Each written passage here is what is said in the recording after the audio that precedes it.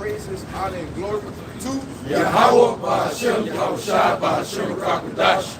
Double honor to the apostle, elders, and the minister, who taught you to do well, and peace, blessings, and salutations to the hopeful neck, all right, as well as those that believe in the gospel and make it good to the end of the work, all right. As you can see, we're back out here, man, another Saturday, all right. Rain, sleet, or snow, man, all right, in season and out of season, all right. Chanting the downfall of America, which you know is, chanting the downfall of Babylon the Great, which you know is America, all right. And as we can see, through prophecy, the Lord is closing the door on this place, man. All right?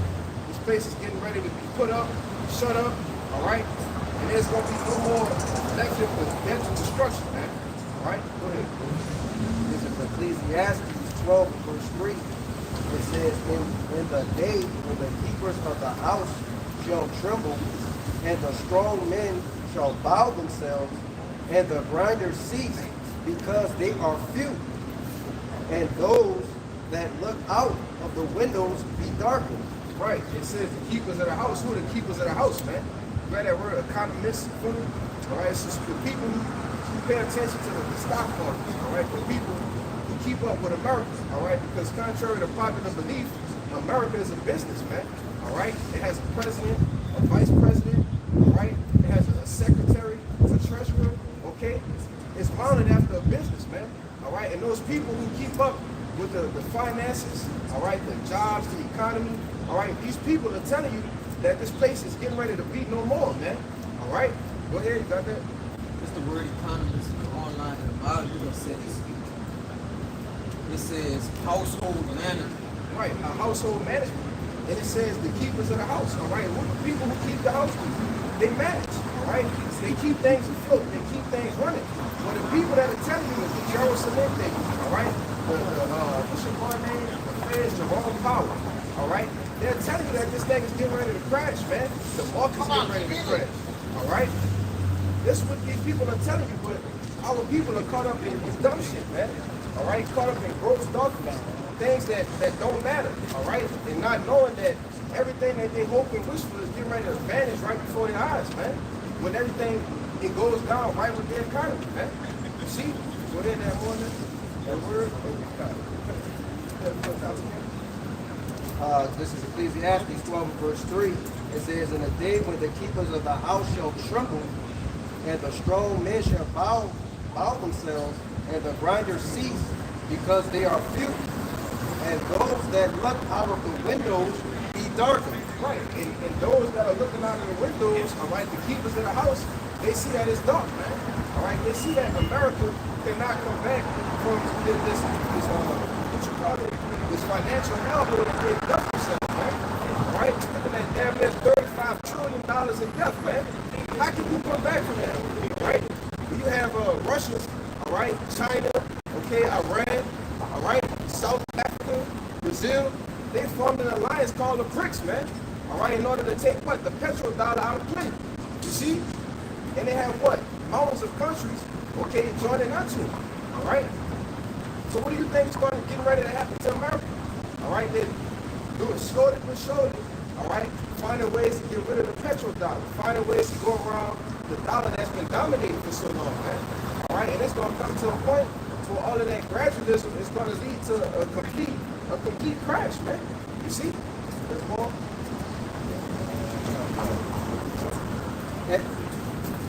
And the doors shall be shut in the streets when the sound of the grinding is low. Right, the sound of the grinding is low. We can see that every time they come with a new economical outlook for this society, the jobs are in the downturn. All right? Or they always say, oh, we're hiring, but nobody's really hiring, man. You see, it's a facade. You know? The grinding is low here. You see, it man, time is running out. All right, go ahead, bro. So yeah, then like you guys working at the house game, so Yup, that's true. Yeah, I was gonna say that.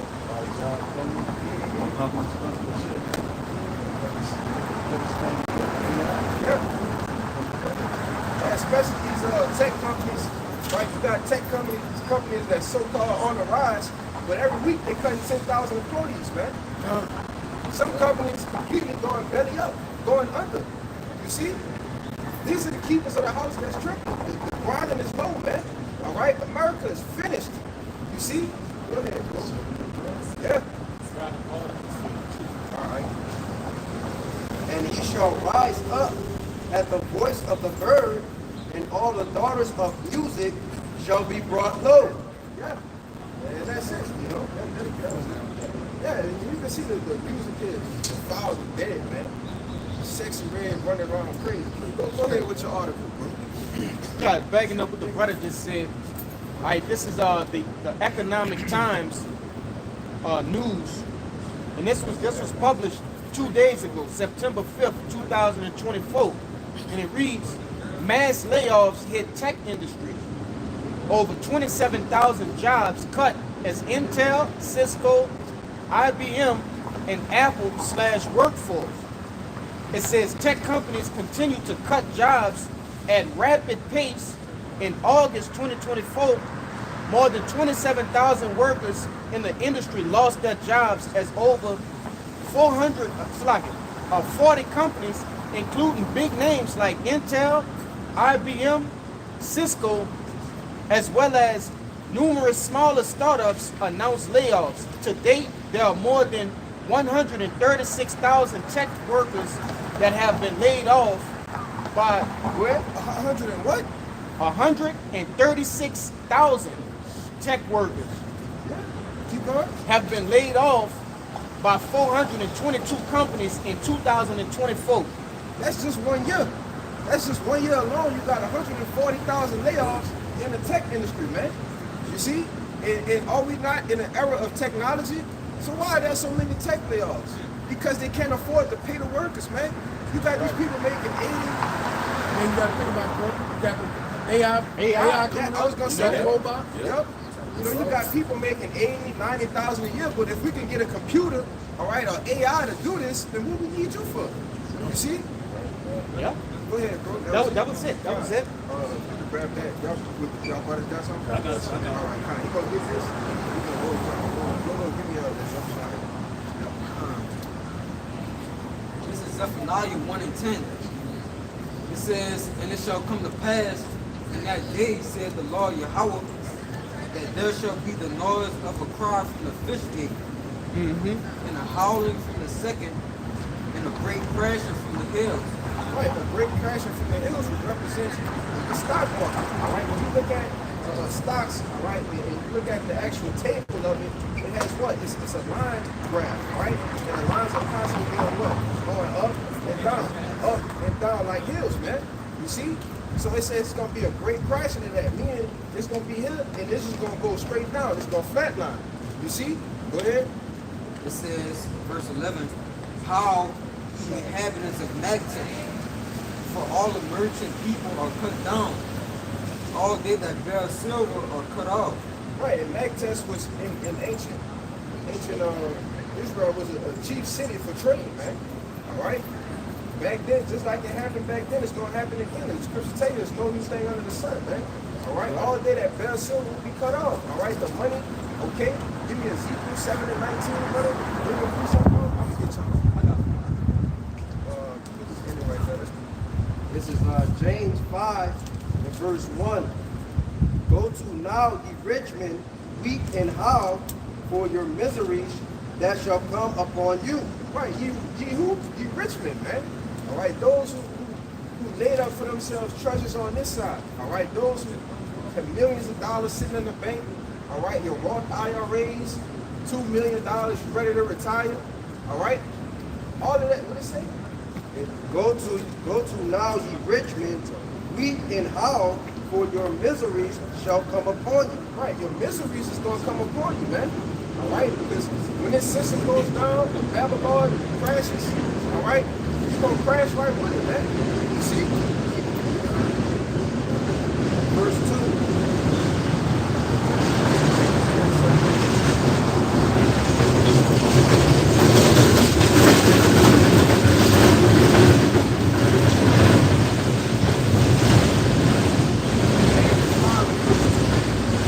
Your riches are corrupted, and your garments are moth-eaten. Your gold and silver is cankered, and and the lust of them shall be witnesses against you, and shall eat your flesh as it were fire. Ye have heaped treasures together for the last days. So these different globalists, different elites, the different people who harbored all this money to themselves. I think even the queen before she passed, she had over $500 billion of gold, and that's just what we knew of. So these different people that's dependent on their money to save them is going to fail them at the end of the day. Yeah, man, your riches won't save you, man. All right? Because you get ready to walk into a system to if you don't have MOT, the mark, all right, which we know is the RFID microchip, then you won't be able to be a part of this society, man. All right? You won't be able to get down with the things of this world if you don't have a thing in your head, man, which is the RFID chip, man. You see? The C here. All right? Go ahead, bro. Bring that up. Yeah, go on. This is Ezekiel 7:19. It says, they shall cast their silver in the streets, and their gold shall be removed. Why would people cash? And when we talk about silver, we talk about money, all right? Because back in the ancient world, all right, silver, gold, cattle was how you would be deemed rich, all right? That was the currency, all right? We live in a society today, what the elites have set up here is fiat currency, all right? Paper money, okay? Digital money, things that don't have any value to them. You can go on the, what's the national debt clock, all right now, and see how much money is a paper dollar to gold. It's like 20, what is it, like $2,400 to, Somebody get it. yeah, pull it up for me, bro, bottom of the shop, you know? But, go ahead. No, I was saying, like we was talking about the debt clock, the national debt and stuff like that. I think it's like 34 or 35 trillion, and after every 100 days it goes up another trillion or something. Man, and I think it's an ounce of gold, all right, actually. So you need $2,500 to buy an ounce of gold, man. An ounce. What value in the money do you have with that? There's no value with that, man. You see? Melanin is Yeah. Go ahead. It says, their silver and their gold shall not be able to deliver them in the day of the wrath of the Lord Yahweh. And there you go, man. Your silver, your gold, your money won't be able to deliver you in the day of Yahweh Bashim Yahushua, man. All right? Putting up the spiritual treasures, man. Give me that in Matthew. Grab that for me in Matthew 6 and 20. I won't Got read that? that, you know. I got it for the NLT. I got that. Yeah. All right, good deal, good deal. Go ahead, read it in the NLT. This is Ezekiel 7:19 in the NLT. It says, they will throw their money in the streets, tossing it out like worthless trash. Like worthless trash, and we seen that. What was that? A year ago, a year and a half ago? With what was that? Venezuela. All right, you literally had stacks of money this high sitting on the table, just flying down the street, man. All right, you're gonna see blue faces, $100 bills just rolling down the street because the money won't mean nothing, man. All right, you walking into a digital society. All right, and you constantly see it week in, week out, man. Places you go to, cash is no longer accepted. It's card only. It used to be cash only. You see? It's card only. Or you can pay with your phone, tap pay. You can pay with your hands. You can see the transition that we're moving into, man. All right? But the people are so low into the stupid that they don't really actually see the things that are happening around them, man. They still, trying to, what Jake want to do? Go and get the bag, chase the bag. No, man, the Lord said, get your daily bread. All right? Get your daily bread to money. Hey, you got enough money to pay your bills, all right?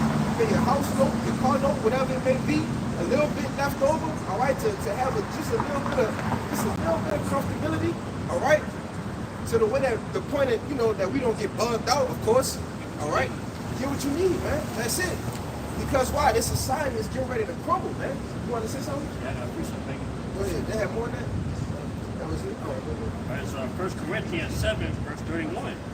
And they that use this world as not abusing it, for the fashion of this world passes away. Yeah, every day, like the brother said, like we do what we gotta do, take care of ourselves. And the day we're not doing too much, we're not worried too much. I'm saying, as you can see, this place is permanently crumbled. You know what I'm saying? Nothing's nothing wrong with using the world, man. Get you a better job that's gonna pay you a little more. Nothing wrong with that. All right. Nothing wrong with getting you a better car. All right. If you come get your car, you got to call for money. Nothing wrong with that. We gotta use the world. What? Get ahead, man. All right. So we can't abuse it. Yeah, or even like be attached to it. Yeah. Like, hey, sooner or later, hey, we go ahead and forsake the Lord. Or they keep those things. But hey, we're not going to do it. That's right. Matthew chapter 6 and verse 20 he said, but lay up for yourself. 19. Sorry,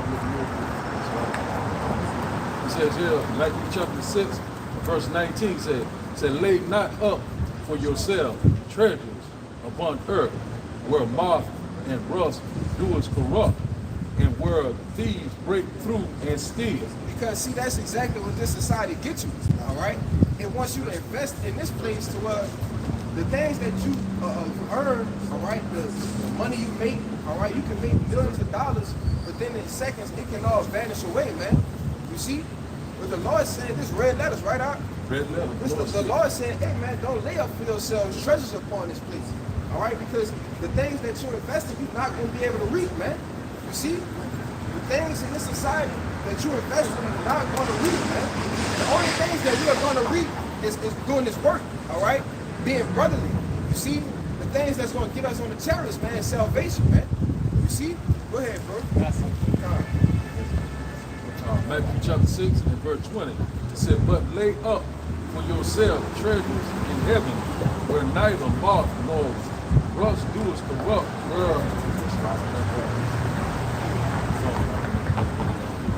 Yeah, but it said lay not up for yourselves treasures. It said lay up for yourselves treasures in heaven. All right, because these works, these count. Give me Galatians 6 and 7. Because the works that we do week in, week out, all right, throughout the week, being in front of you, all right, preaching the word, being instant in season, it's a reward for that, man. Yep. All right? The things that you invest in society, there's no rewards. All right? And if it is a reward, it's corruptible. You see? Go ahead, Doc. Let me finish that off. okay. We'll read Matthew chapter 6 and 20. It said, but lay up for yourself treasures in heaven, where neither moth nor rust doeth corrupt, and where thieves do not break through nor steal. Verse 21 said, for where your treasure is, there will your heart be also. Right, and because these can't break through, nobody can come and steal the treasures that you putting up for the Lord, man. These things are recorded, all right? The angels are recording these works in the heavens, man. Nobody can take this away. You see? People can come in this society and steal your shit. They can steal your car, all right? While you're at work, they can rob you for the possessions you got in your house, all right? We can't get robbed from the works that we're doing for the Lord, man. You know? It said where your treasure is, that will your heart be also. All right, as we say time and time again, that word heart goes into Allah, man, which is our minds. You see? And our minds is constantly fixed on serving Yahweh Bashem Al Shah in order to get to the chariot. Go ahead and make your point out. And not even that can steal away these treasures that are, Yes. right, that the Lord is rewarding us with. See, the scripture tell you that man's works will follow. Right, so therefore their treasures can follow them as well. That's talking about after death. Right?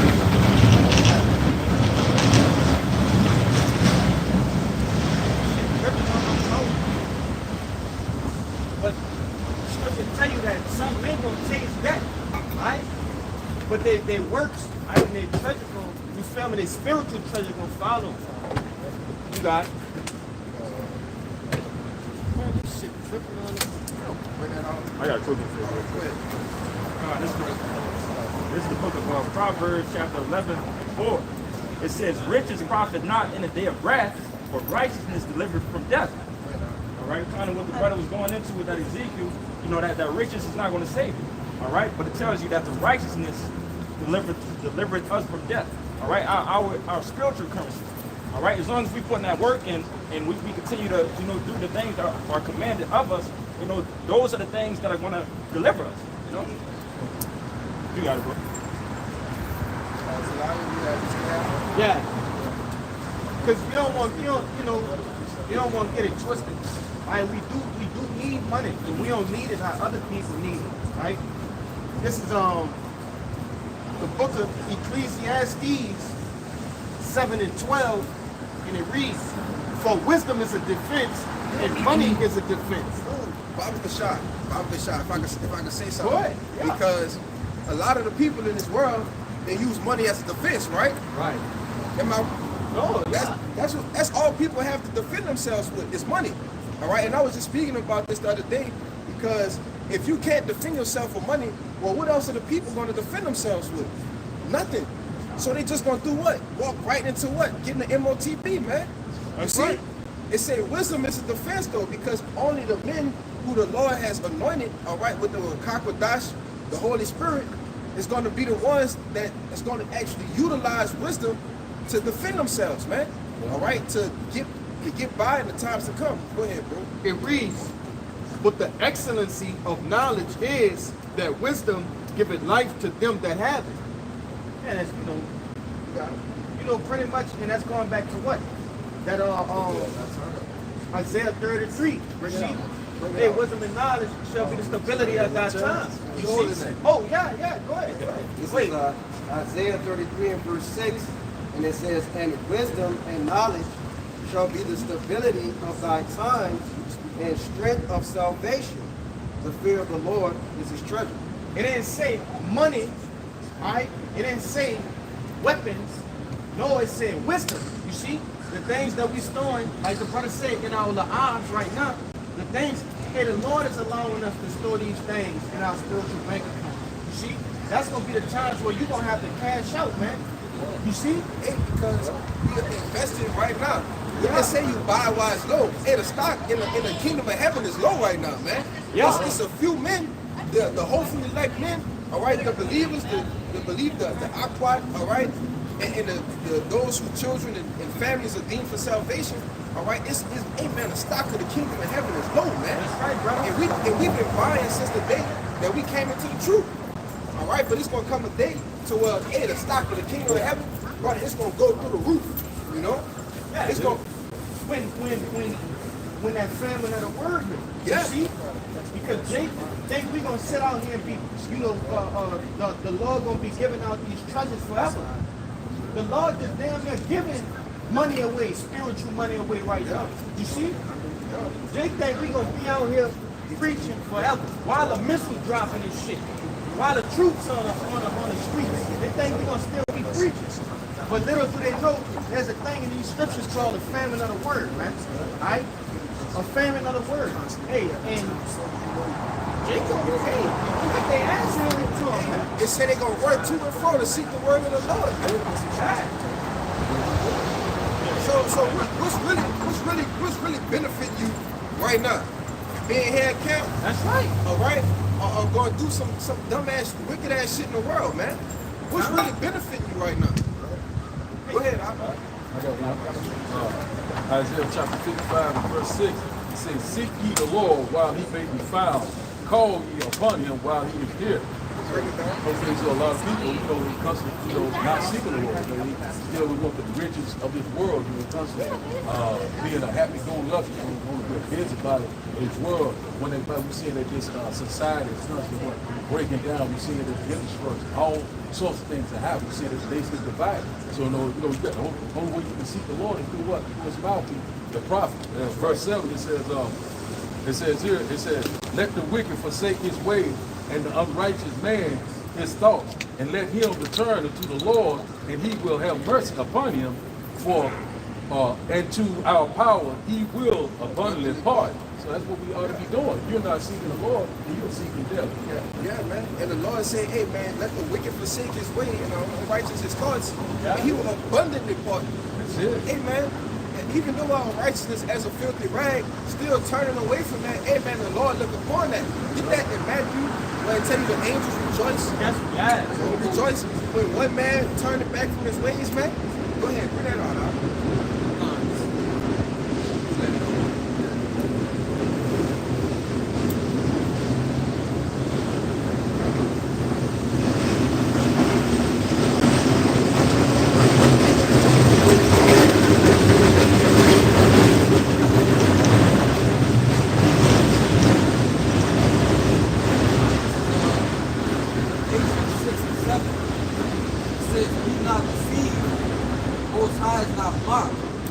For whatsoever a man soweth, that shall he also reap. So whatever you put your time into, whatever you're investing in, all right, that's what you're going to reap.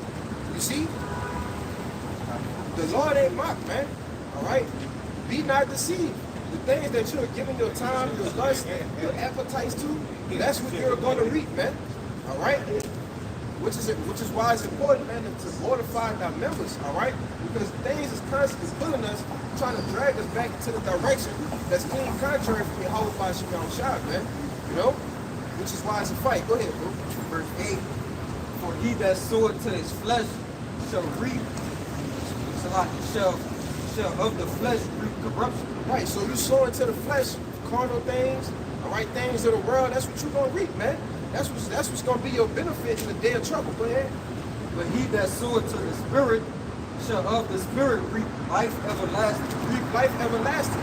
The first fruits of the kingdom, man. You see? Why? Because you took your time and cast away all the cares and gave them to your house by shooting outside in order to serve him, man. You see? So it's like I said, it's going to be a reward for that. You reap life everlasting. Go ahead. Verse 9. And let us not be weary in well doing. Yup. For in due season In we due shall reap. season, when the time is right. So we can't get tired, all right? Even though, you know, Jake battling, dealing with demons, all right, mental things, all right? You can't get tired. Let us not be weary, man. Go ahead. And let us not be weary in well doing, for in due season we shall reap if we faint not. If we faint not, all right? And that's the goal, all right? To not faint, man. All right? Because it tells you in Proverbs is not faint. In the day of adversity, thy strength is small, man. You see? Go ahead. Oh yeah, just have patience. You got to have patience. Yeah. Be wait for that promise. Wait for that blessing. I tell you, hey, he that endured to the end, the same shall be saved. You see? And that's the point, all right? Reaping of the things spiritual, reaping of the fruits of the spirit, man. You know? Go ahead, bring that up. This is Luke 15 and verse 7.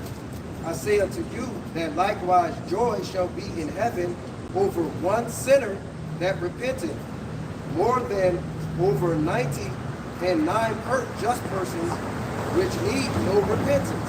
Yeah. So the angel rejoice over one person, that one of the hopeful elect that repent, all right, and turn back from their wicked doings, man, and turn back to the Lord, man.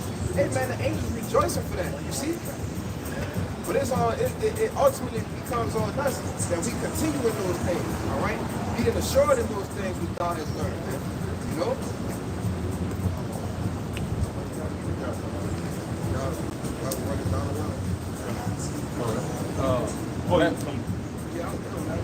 You go.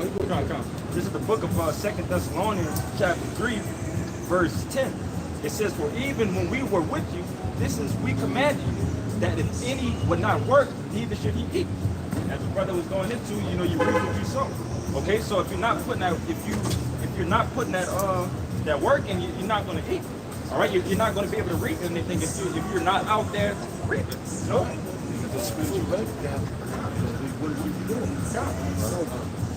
Matthew chapter 19. Oh, so yes, right. Yeah.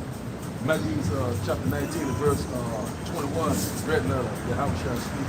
It says, everyone that has forsaken houses or brothers. It's going to start up. I start. 20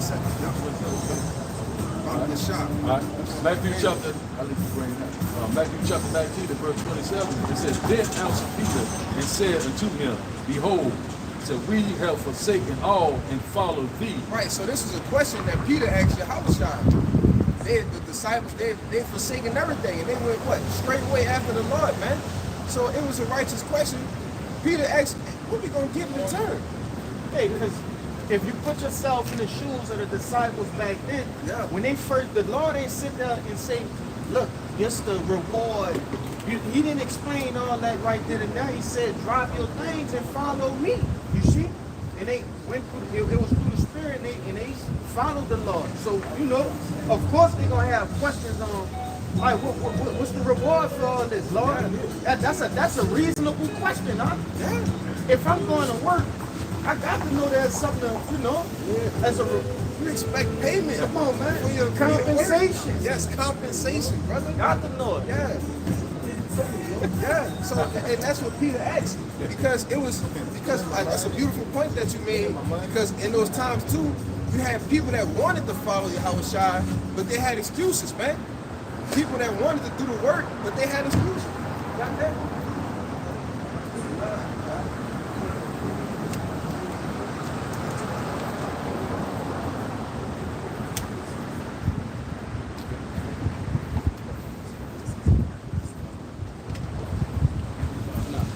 It's something.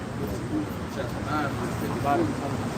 It says, and when his disciples, James, Luke 9 and 54, it says, and when his disciples, 57. the verse 57, it says, and it came to pass that as they went in the way, a certain man said unto him, Lord, I will follow thee wheresoever thou goest. Verse 58. And Yahushua said unto him, foxes have holes, and birds of the air have nests, but the Son of Man had not where to lay his head. And he said unto another, follow me. But he said, Lord, suffer me first to go and bury my father. Right, so man wanted to go, have a marriage father and people in Yahushua chose, man. Yeah, people Yahushua said. Yeah, this is Yahushua, the Son of Man. Go ahead.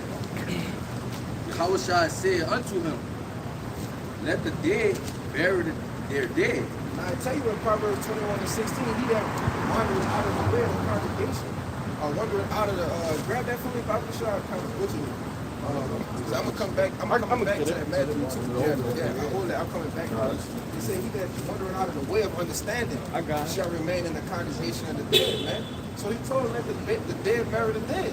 Why? Because why? He was out of the way of understanding. He wasn't ready to give up everything that he had to go and just follow the Lord straight way, man.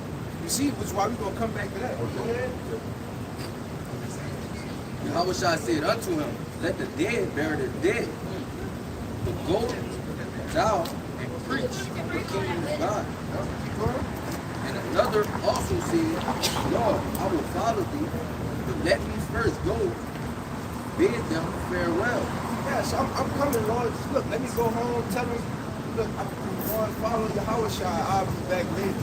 No, man, the Lord said. Go ahead, 62.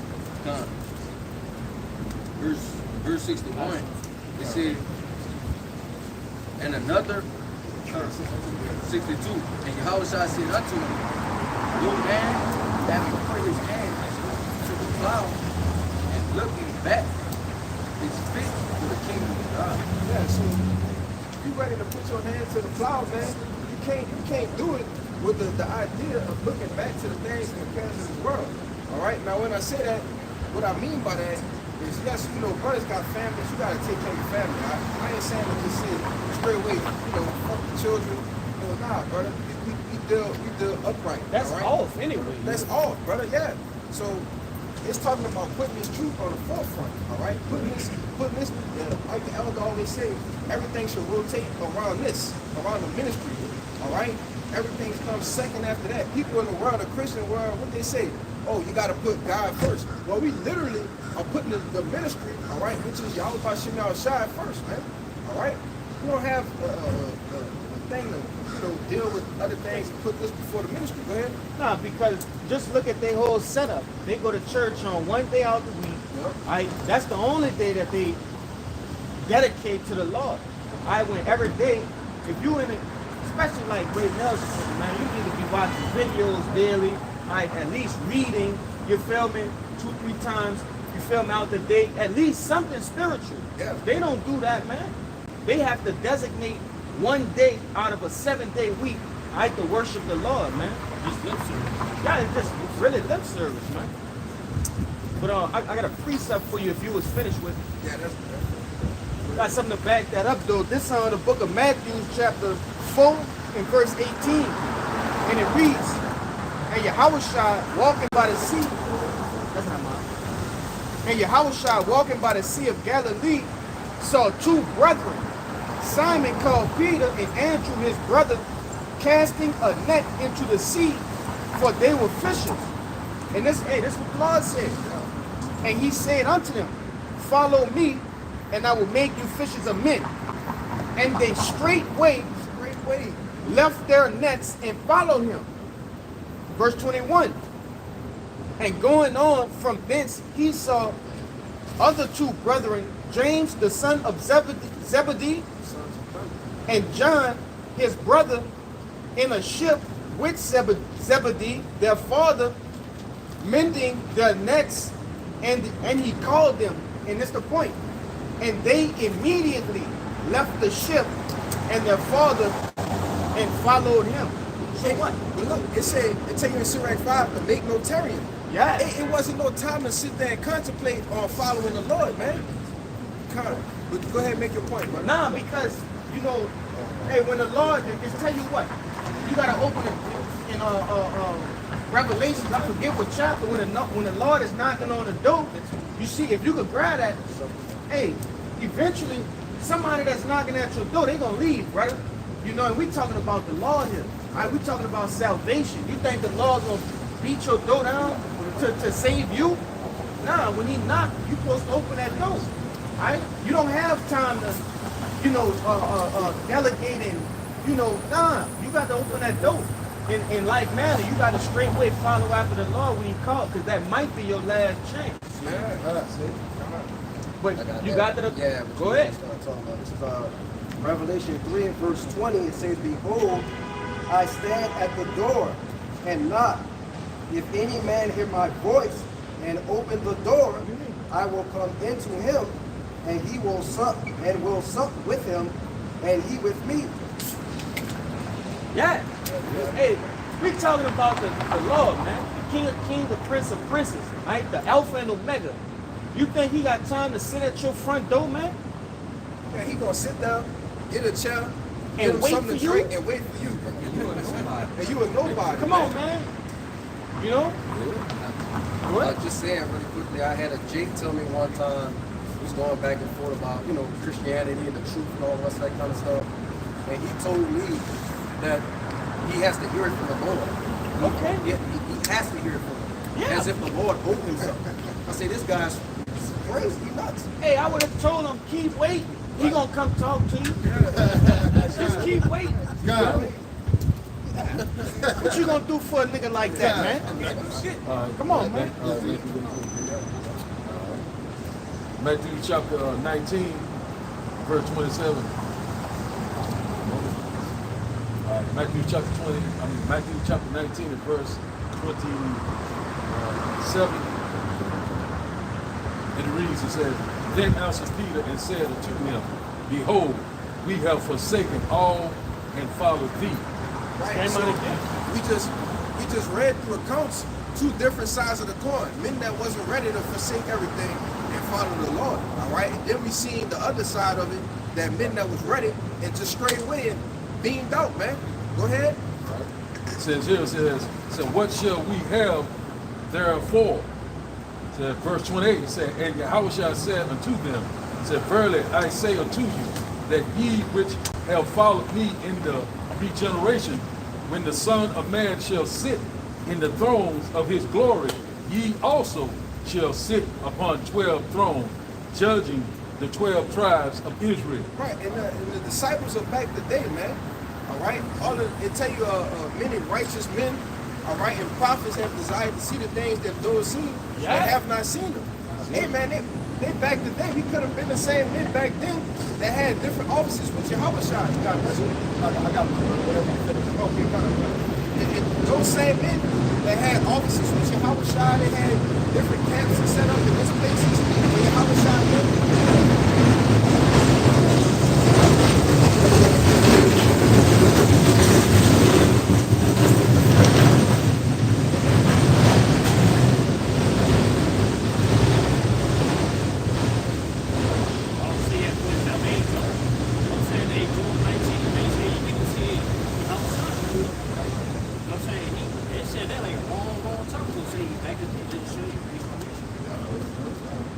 And as I was saying, you know, hey, those men, Peter, all right, the disciples from back then, was died grievous deaths, brutal deaths, man. They desired to see these things, but they're back what today, all right? The apostles, all right, tell you in Corinthians that the Lord has sent forth the apostles last, man, to be made a spectacle unto the world. You see, the seers, the prophets, the same men that we read about in the scriptures could have very well been one of us, man. You see, Daniel, all right, Ezekiel, you got anybody in Daniel 12? All right, Jeremiah, Isaiah, and those prophets, Amos, even the 1,000 prophets that Obadiah hit in the cave, man. They are all back to date, you see, to see the end of the salvation of the Lord. Go ahead, Hey, bro. scriptures tell you what? The Lord reserved 7,000 men. You see, that did not bow the knee to Baal, man. Yeah, and 7,000 is just a number of completion. You see? But go ahead, huh?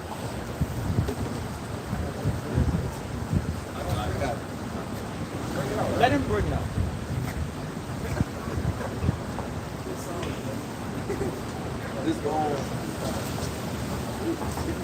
It's Job 19 and 25. It says, "For I know that my Redeemer liveth, and that he shall stand at the latter day upon the earth. And though after my skin worms destroy this body, yet in my flesh shall I see God." I would say, yeah, basically at the main point, Job said in the latter days.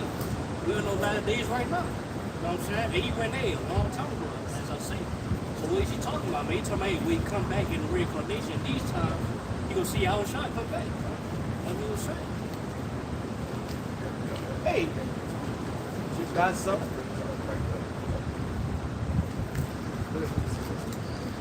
This is 2nd Esdras 14 and 35. It says, "For after death shall the judgment come, when we shall live again. And then shall the names of the righteous be manifest." Right, after death, man. All right, when we live again.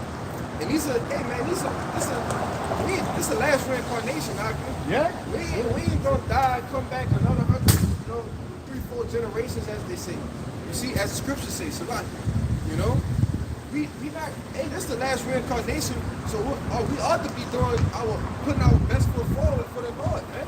The kingdom at hand, huh? The kingdom of heaven is at hand. Hey, we seen through the different books that's holding in history. The Daniels, and so on and so forth. Hey, this is the last kingdom. It don't state another kingdom after this. The next kingdom is the kingdom of heaven. No more heathen or ruling after this, man. You see? Then you have what? Hey, after the elect, in the kingdom of heaven, and they repopulate the earth. No Israelite gonna die again. You see? But go ahead. I just want to make that point. It says, I'll put the scripture at the top. 2nd Esdras 14 and 35. "For after death shall the judgment come, when we shall live again. And then shall the names of the righteous be manifest, and the works of the ungodly shall be declared." Right, and we're getting ready to see the names of the righteous be made manifest. All right, how they going to be made manifest? Through salvation, the ones that be saved, man. All right, you're going to see the works of the ungodly. Why? Because they're going to be destroyed. All right, by nuclear fire. You see, by the concentrated heat from the chariots, man, the laser beams, man. You see, the works of the ungodly is going to be declared. Like I said, this is the last reincarnation. All right, it ain't going to be no more coming back and preaching again, man. You know. Go ahead, bring it out. This is Daniel 12 and verse 10. It says, "Many shall be purified and made right and tried, but the wicked shall do wickedly, and none of the wicked shall understand, but the wise shall understand. And from that time that the daily sacrifice shall be taken away, and the abomination that maketh desolate set up, there shall be 1,290 days. Blessed is he that waiteth, and cometh to the 1,350 days. But go thy way till the end be, for thou shalt have rest, and shalt stand in thy lot at the end of days." And in Daniel, I like Daniel said, man, stand in the line. At the end of the day, it said, go thy way, man, and rest. You see, rest is what? Synonymous with sleep, all right, which is, talk about dying and going to the spirit world, right? He can come back, that Job 3, right? The 19. Run it out, bro. And, and hey, man, Daniel's backing up, all right? Like I said earlier, all of the prophets are back, man. But, finish that so we go.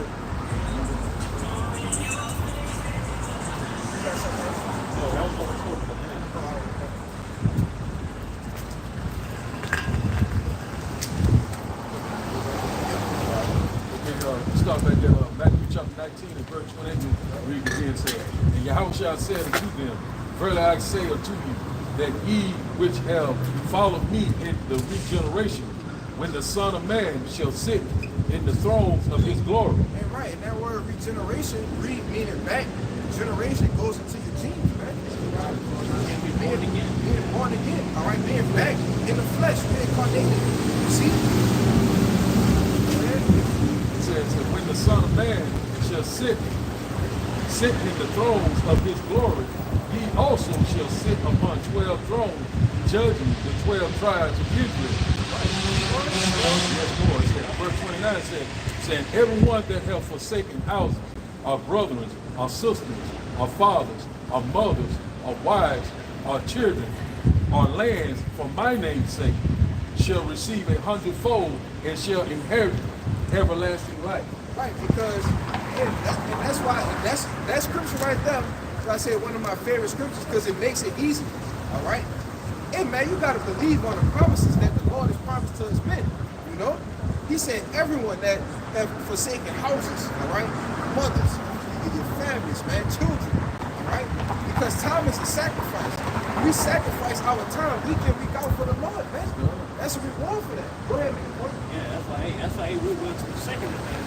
They will know what's coming. That's right. See, a lot of these people, they don't want to forsake the things that they have because they don't know what's coming. They don't know what's next. Us, we do. There's some better for us. Because they look at the things that are seen, but we look at the things that are not seen. All right? They look at the things that are temporal, man. All right? We look at the things that's everlasting, man. All right? Go ahead. Let me finish that first. That was it, though. They got a little bit more. Matthew chapter 19 and verse 30 said, but many that are first shall be last, and the last shall be first. Yup. And hey, man, we gonna be if we are the last hire, the first fire, all right, we're the last in this society. But we're coming to the time where the Lord is going to lift us up, all right, and save us. And when we come back, man, hey, man, we're going to be the first to everything. Chiefly to start with the first fruits, man. We're like, you see, this is what we're fighting for. This is the reward that's at hand, man. You know?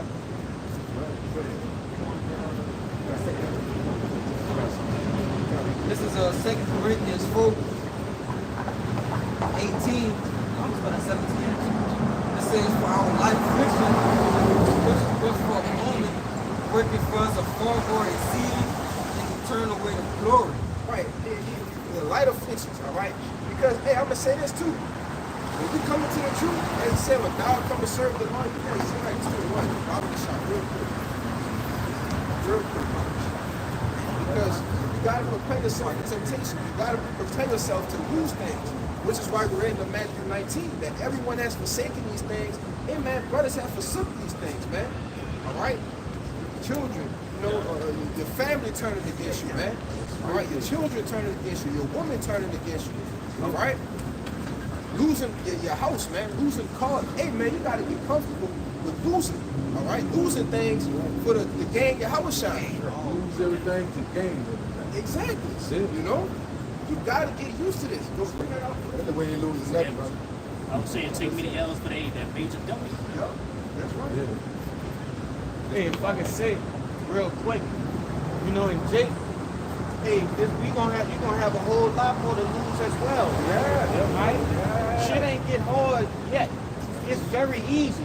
Alright?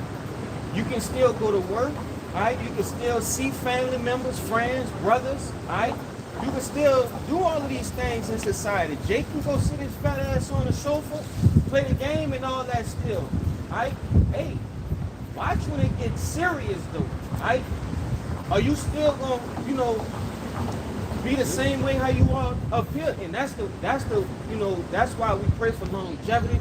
That's why we pray, that the Lord keep us in the same spirit, because we haven't seen, it's finna get real prophetic. It's about to get biblical around this joint. About to get real biblical. You know what I mean? Hey, what's gonna happen when you can't feed your family? Are you still gonna have that same faith that you displayed, right? When you was amongst the brothers? We were thrown in that furnace. Yeah. So, Jake, remember that too, man. It's not the only sacrificing we doing, right? You gonna have to, actually, yeah, bro. You got it too. If I can add to you real quick, like ultimately, it's not like the brother said. We're not taking losses. All right, these are all lessons that we may not understand, but the Lord is obviously taking some things away. If He does take it away from us, it's for a reason. It's for our good. It's for our good. We may not have the understanding yet, but we know that it's for a reason, man. It's going to better us some other way, or it's going to speedily help us in another way.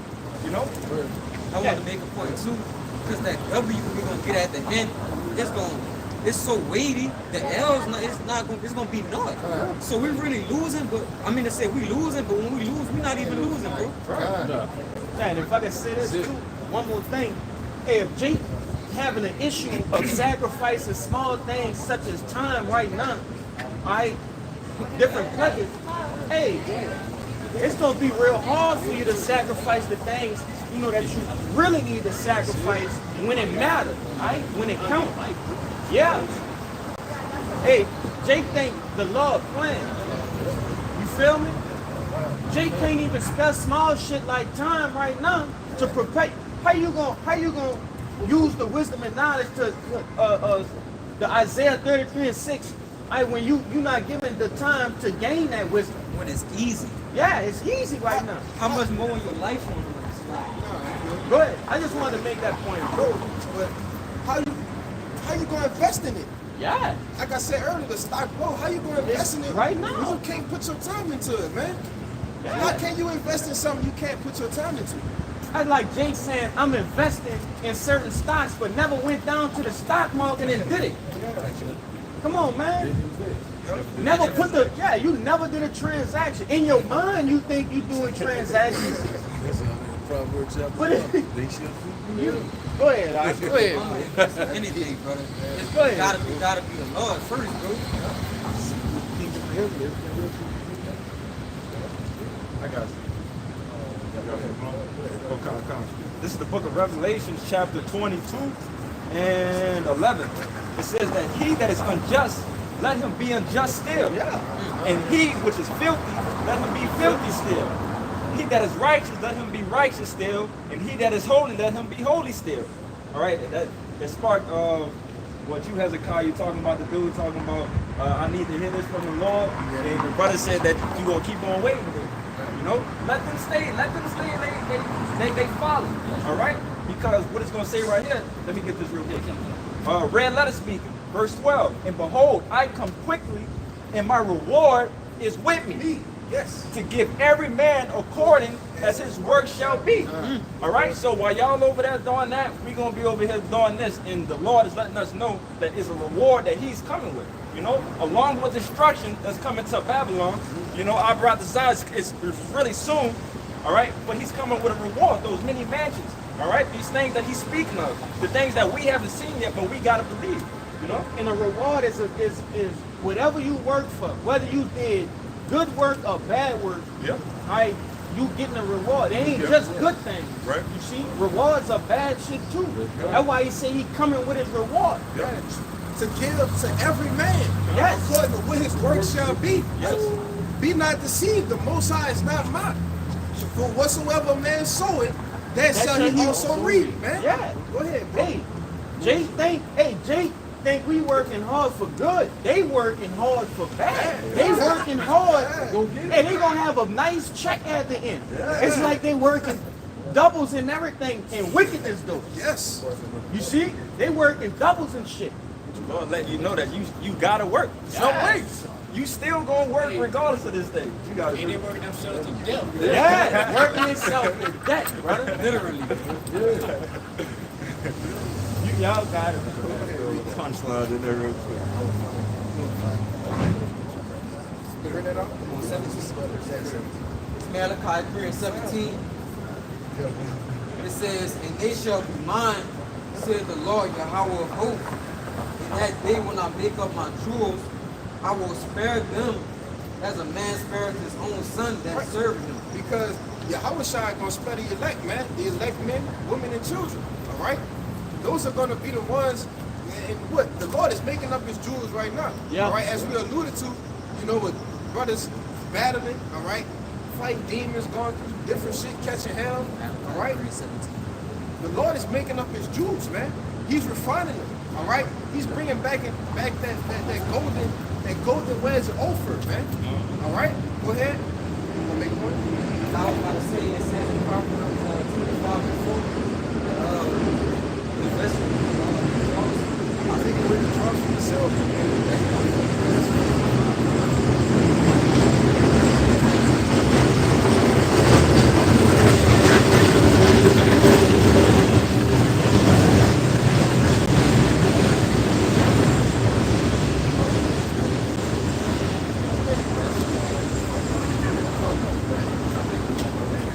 verse 18, it says, then shall you return and discern between the righteous and the wicked. Right, because Yahweh Shai is coming back to discern between the righteous and the wicked, all right? So he can reward them, all right? He's going to give them as their, whatever their work shall be, man. Hey, that's one of my favorite scriptures, huh? Hey, because that's heavy. Hey, man, the Lord is literally coming back to reward you. Yes. Get that word reward. Talk to Shai. Go ahead. It says, between him that serveth the Most High and him that serveth him not. Between him that serveth the Most High and him that serveth him not. Right, and the Lord is, and hey man, the Lord is discerning daily, all right? Not just when that day when he cracked the clouds, no, he's discerning daily, all right? Between who's serving him and who's not, all right? Which is why I tell you in 1 Peter that judgment gonna begin at the house of Israel, man. All right, these other camps, all right, men that's not right, they're calling on the names of Yahweh Shimei Shai. Hey man, he's gonna start making examples out of people, man. Yeah, at my sanctuary. Go ahead. And check this out, man. The Lord not sitting there sorting through people names. Hey, did he do? No. Hey, the angels is recording shit. The Lord just, hey, the angels just giving a report to the Lord. It's like, yeah, Lord, hey, this is the book of life, and everybody else chapter. You feel me? This, hey, the Lord not sitting there deciphering nothing. He just gonna get the paperwork. All right, that's them. Come on with me. We about to go handle that. You see? Hey, Jay think the Lord just sitting up there. All right, he go over here to the left. He did good to the right. Nah, it's not like that, man. You know? But like that brother said, hey, the angels, they gonna discern who served the Lord and who didn't, man. Go ahead. It's that word reward in the online etymology. It said what one deserves just deserts. The meaning return or payment for service or hardship. It said what reward in the online etymology said what one deserves just deserts. What one deserves. You see, the Lord is coming back to give you what you deserve, what you worth for. You see? Hey man, hey man, hey, I don't want to watch this out. We on the right side of that reward, man. You know? Hey brother, we ain't exempt yet. You know? We ain't exempt, bro. So I don't want to write this out. You know, Lord willing, we hope and pray. Yes. We be a part of that right side of the coin on that reward, man. Go ahead. The job's not finished yet. Yep. It said the meaning return or payment for service or hardship. Also something given recognition of merit, virtue, or a prize. And also from the late 14th century, sometimes punishment, recompense for evildoing. Man, get it. Man. Hey, let's just close the camera. And with that, man, Bro, that's heavy. Enough said. enough said, right? And that's just the definition of a reward, you see? Yeah. And it's a many scriptures that talks about the reward for the righteous and the reward for the wicked, man. And I never really looked that up. the spiritually moving. Look it up. Hey man, they gave you the right side of the coin, but then it said punishment for evil deeds, man. You see? Yeah, man. You gotta get into the word. Now I learned to come to get into words. I know reward and consequence don't have to be the same thing. A reward can be a Can consequence. be a consequence, yes. Hey.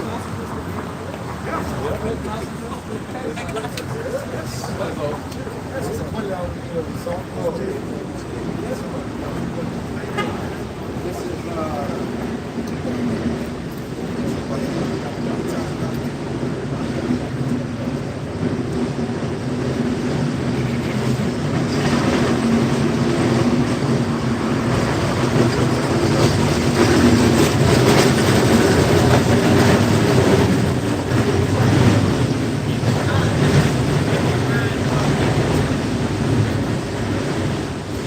This is Amos 9 and verse 8, number 8 on down to 10. It says, Behold, the eyes of Yahweh are upon the simplification. I will destroy from off the face of the earth, saving that I will not utterly destroy the house of Jacob, said Yahweh. For lo, I will command, and I will sift the house of Israel among all nations, like a corn is sifted in the sea, yet shall not the least grain fall upon the earth. All the sinners of my people shall die by the sword, which say the evil shall not overcome the Lord prevent us. Yeah, man. Hey, man. All the sinners of the Lord's people gonna die by the sword, man. You so-called Negroes, all right, Latinos and Native Americans, man. Yes. All right, they say that put far off the evil day, all right. They say, oh, the day of the Lord ain't coming, all right. But hey, man, there's reward that's coming for you. You know? I got something to you. That brother's been holding. All right. This is Proverbs 8, verse 34. It says, blessed is the man that heareth me, watching daily at my gates, waiting at the post of my door. Right, we're constantly on the watch, all right? Because one day we all, it's true, man, watching, right? Blowing the trumpet, man, all right? Warning the people of Israel and other heathen nations, all right? On their judgments, man, on their rewards, all right? I'm going to just start saying rewards. Yes. You know? Go ahead. For whosoever findeth me, findeth life, Yup. and, Go ahead. and shall obtain favor of the Lord. Right, so you find the Lord, man, this is where the living at, all right? In the world, that ain't living in the world, man, all right? He said, whoso findeth me shall obtain favor of life, all right? What's ultimately going to be that favor? Salvation, man. Protection in the times of Jacob's trouble, you see? Why? Because, hey, once you find that favor in the Lord, what you going to do? Store up your spiritual treasures, man, you know? What are they going to do? But he that sinneth against me wrongeth his own soul. All they that hate me love death. Yes. Hey man, you sin against the Lord, all right? You choose the ways of this world rather than serving Yahweh by shooting outside, all right? You love death, man, all right? And you hate the Lord, you know? It ain't no gray areas, as we always say. It ain't no, I could, stay on the fence here, and I can do that, and I can do this. Nah, it ain't no gray areas. Either you're serving the Lord or you're not, all right? That was it.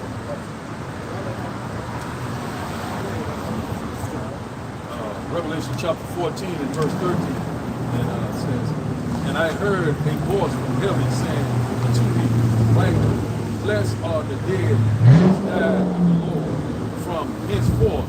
Yea, says the Spirit, that they may rest from their labors, and their works do follow them. So that, just like you sowing wicked, you have a reward for that. So in righteousness, you have a reward for that. Your labor follow you. Whatever you labor to do. I'm gonna say this too, because ultimately that's the elect, man. All right, the elect that's put down. All right, put the death on this side. All right, that's amen. Their works gonna follow them. You see, it tell you in 1 Thessalonians, the 4th chapter, that they're gonna be in the chariots. All right, and we gonna meet them in the air with the Lord, man. You see. It ain't gonna be they're not gonna lose their reward, all right? Because why they labor, man? They labor not in vain. You see? Go ahead. Yeah, just because they died don't mean that they not the elect no more. You see that, like I said earlier, that's not gonna steal away their reward, man. They treasure. But hey, You want to come out with something real quick? I got something. That was the devil. Y'all brothers got it. Yeah, this Revelations chapter 18 and verse 5, and it reads, "For her sins have reached unto heaven." God. Verse 4 it reads, "I heard another voice from heaven saying, Come out of her, my people, that ye be not partakers of her sins, and that ye receive not of her plagues." Right, because if I could say, it's a constant cry, all right, unto us week in, week out, that, hey, come out of this world, all right? Arise and depart. It's not our rest. He constantly telling you about the judgment. Hey, man, it's going to be a horrific judgment here, man. You see? Go ahead, bro. Yeah, it reads verse 5, "For her sins have reached unto heaven, and Yahweh hath remembered her iniquities." All right, this is the point. This is why I wanted to bring it out. It says, verse 6, "Reward her, even as she rewarded you, and double unto her, double according to her works, in the cup which she had filled to her double." All right, so brothers went into the rewards of the righteous. All right, we went into the word reward. All right, we gave a clear-cut understanding that a reward can be positive and negative. All right, so but that was just going into. All right, Esau Edom, okay, pretty much rewarded us with slavery. All right, with chattel slavery, with also what they call this slavery that we in? I forget. Corporate slavery. You know, we just basically getting trodden down. We gonna reward them double. Do you think we gonna give them good things? No, we about to give them the same things that they gave unto us, but double. So I just wanted to bring that out to, you know, edify those, to show them an actual precept that's telling you the word reward, but using it in a negative connotation. Go ahead, Al. God. This is the book of Hebrews, chapter 6, and I'm starting at 9, backing up you, Scott. Okay. It says, "But beloved, we are persuaded better things of you, and things that accompany salvation, though we thus speak. For Yahweh Ba'ashem Yahushai is not unrighteous to forget your work and labor of love, which ye have shown toward his name, and that ye have ministered to the saints, and do minister. And we desire that every one of you do show the same diligence to the full assurance of hope unto the end, that ye be not slothful, but followers of them who through faith and patience inherit the promises." All right? The Lord is not going to forget, man. All right? As the topic of reward going around right now, these things should be pretty natural to us right now. You know, that we're going to continue to work and have that fervent spirit that we constantly pray for, to continue to try to receive that reward at the end. Okay? Because that's going to back up both y'all brothers with that point y'all made about dying or being put to death. Hey man, death ain't gonna stop us from being a part of your elect, which is why we really don't care. All right, so he really, we're really gonna give a fuck with you, man. All right, the Lord said He gonna meditate, He gonna put it in our mouths with the say, man. So we really don't give a fuck. Go ahead, bro. This is Isaiah 57 and 1. "The righteous perishes, and no man lives to heart, and merciful men are taken away, none considering that the righteous is taken away from the evil to come. Ye shall enter into peace. They shall rest in their beds, each one walking in his uprightness." Right, and so, you want to say something? Go ahead, I'm making a point. Because it said "Ye shall enter into peace, and they shall rest in their beds," man. So hey, once you get cut off, you know, what they say, you get deleted. All right, you go back to the spirit where you at rest. Hey man, when Yahweh Shai jump off the throne, out of my desire, you a part of the elect, you gonna come with him. You see? Make a point? Yeah, because at the beginning it said, nobody don't count that. Yeah, they don't count it. Yeah. Read that the part in the beginning where it say, righteous perisheth, and no man lives to harm. yeah, just read to the beginning. I'm gonna stop. Go ahead, Al. The righteous perisheth, and no man lives to heart, Keep going. and merciful men are taken away, Keep going. none considering that the righteous is taken away from the evil to come. Yeah. And see, that's another thing. Hey, the Lord can have mercy on certain brothers, but allowing them to, basically be deleted for righteousness' sake. Because it said nobody consider that they're being taken away, that they don't have to go through the shit. You feel me? All that other shit.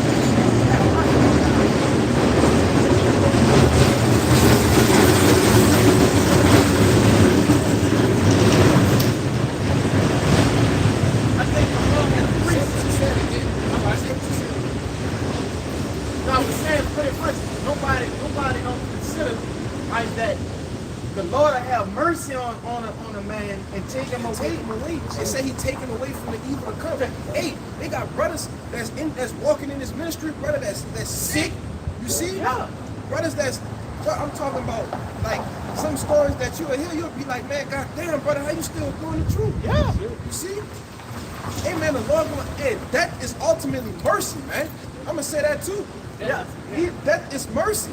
Bro, even, on another note, not even talking about the elect or anything like that, but certain family members and shit like that, I'm talking about the family members that done right by you and shit. You know the hell with the other ones, I get up with them in the kingdom. I'm talking about the ones that do right by you. Hey, you have to sit down and really process that the Lord has done them well, because they don't have to go through Jacob trouble.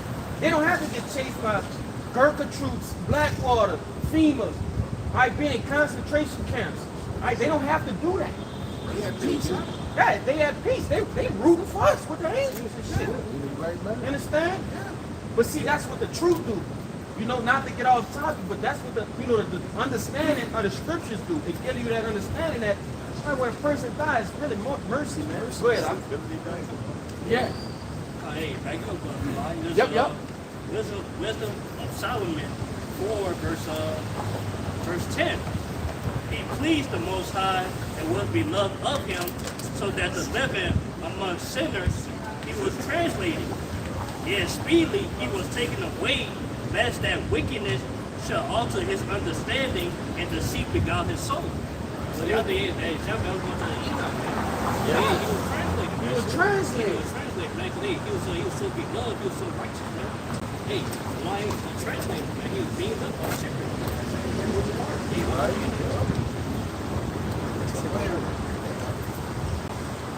This is 1 Thessalonians 4:13.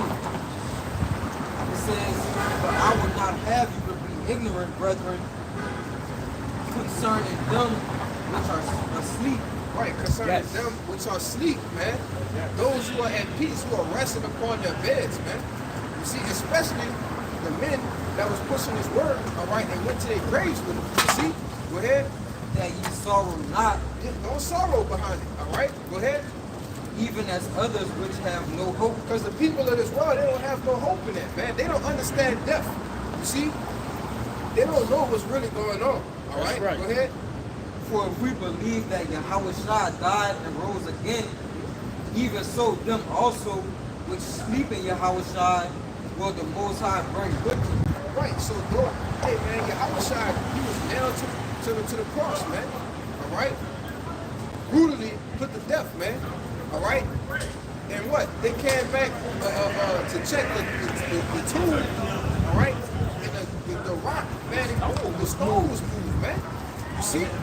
These are real facts, all right? So if you believe on that, then it should be a small thing to believe that the men that you're doing this work with, or the men that you're pushing this work with, or even those who believe that be put the devil on this side, that hey, when Yahushua come back, I know in my mind that they're coming back with him, man. You see? Go ahead. It says, verse 15, "For this we say unto you by the word of the Lord, that we which are alive and remain unto the coming of the Lord shall not prevent them which are asleep." Right, so, hey, dying ain't gonna stop you from being part of the elect, man. That's right. They said, we which are alive and remain shall not prevent them. You see, if you prevent something, you're trying to stop it. All right, that's not gonna stop nothing. That ain't gonna stop nothing, man. You see? Which is why I say, we really don't care. You know? You have an understanding like that. That's why the Lord said, I gave you the unction. You know all things. Hey, man, we really don't care, man. Go ahead, man. Think about in the kingdom though, if all of these things are being recorded, hey, that's a monumental thing to be and die for the Lord, man. Person, You know, that's monumental. Okay, you're gonna have, people in the kingdom of heaven saying, "Damn, this so and so, Bayan, whomever, you have died for the Lord." That's an honorable feat. Because what the scriptures tell you is it's in Matthew. They tell you there's nothing greater than damn, I gotta find it. I think it's precious. The Lord said, John 15. Let me get that right quick. He got Bro. one too, brother. It's the same thing. Bring it out. Bring it out, yeah. If it's the same, bring it out. This is Psalms 116 and verse 15. Precious in the sight of the Lord is the death of his saints. Yeah, they have an account.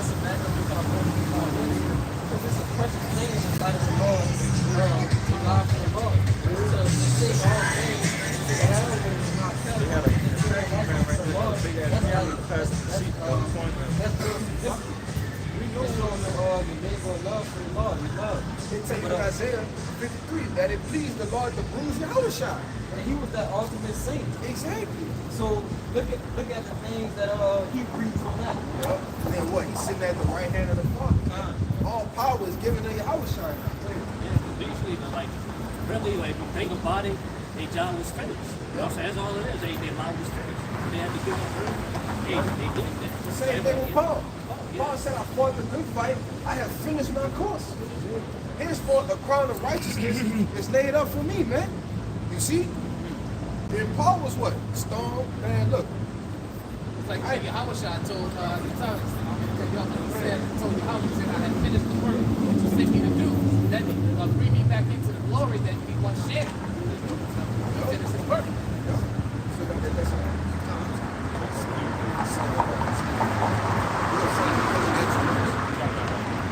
Back in 1 Thessalonians 4:16, it says, verse 16, for the Lord himself shall descend from heaven with a shout, with the voice of the archangel, and with the trump of the Most High, and the dead and Hamashiach shall rise first. Right. They coming with Yahushua. They first, man. In the chariots already. You see? The men that's left. Go ahead.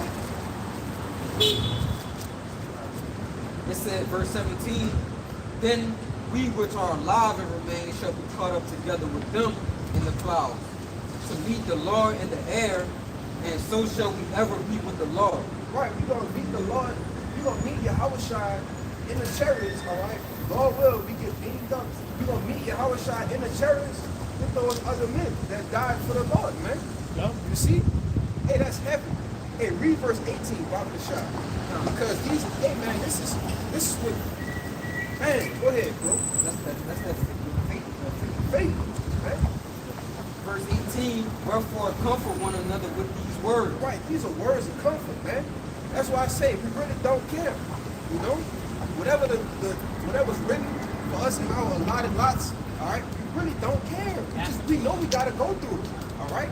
It's already been written in the spiritual realm. We just gotta walk through it, man. We put all our eggs in one basket for the Lord. And then it is what it is after that. That's it. That's it. Go ahead, Mark. If I want to sit, why would that be written? Why would that next line be written? Because that is a scary thing if you don't know where you're going after this. Right. You got people that, say that they don't want to die and things like none of us won't die. All right. Yeah, kind. But, none of us won't die. Of course we don't. All right, but that was written. So it said, read that last little part again. It says, comfort one another with these words. Yeah, he used comfort, right? Because you have to have an understanding that, we have that answer to that big question: what goes on after death? Yeah. You see, and that brings a whole bunch of comfort because you know what's going on. You know what I'm saying? It's also comforting to know we're gonna get compensation for laying our lives down. No.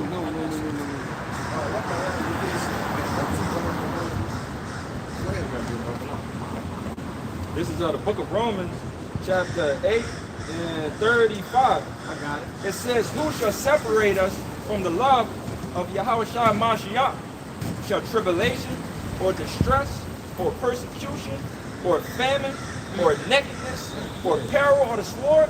Right, and that cover all grounds. Yeah. That cover everything. Peril, all right? All hell on the streets, famine, us starving. No. You see why? Because ultimately we know the Lord had care for his elect, man. Yes. Go ahead, bro. It says, as it is written, for thy sake we are killed all the day long. We are accounted as sheep for the slaughter. Yup. Nay, in all these things we are more than conquerors through him that loved us. That's right. See? For I am persuaded that neither death, nor life, nor angels, nor principalities, nor powers, nor things present, nor things to come, nor height, nor depth, nor any other creature should be able to separate us from the love of Yahweh Bashim Hey, Yahushua. what it said? It said, nor what? And nor things to come? What you said before that? It says, nor height, nor depth, nor any other creature should be able. No. Oh, it's 38. For I'm persuaded that neither death nor Hold life. on, hold on. He said he was persuaded. Persuaded. Let's yeah. get the word persuaded. I'm gonna get that. That's faith, man. Yes. Let's Hey, get the faith, word yeah, persuaded. basically Huh? faith is like a spiritual eyesight that we can clearly see, man. They know what's coming. Yeah, your confidence, man. Just a little bit. Listen, that the just shall live by faith. Let's get the word persuaded. I got it. This persuaded in a blue letter. G3982.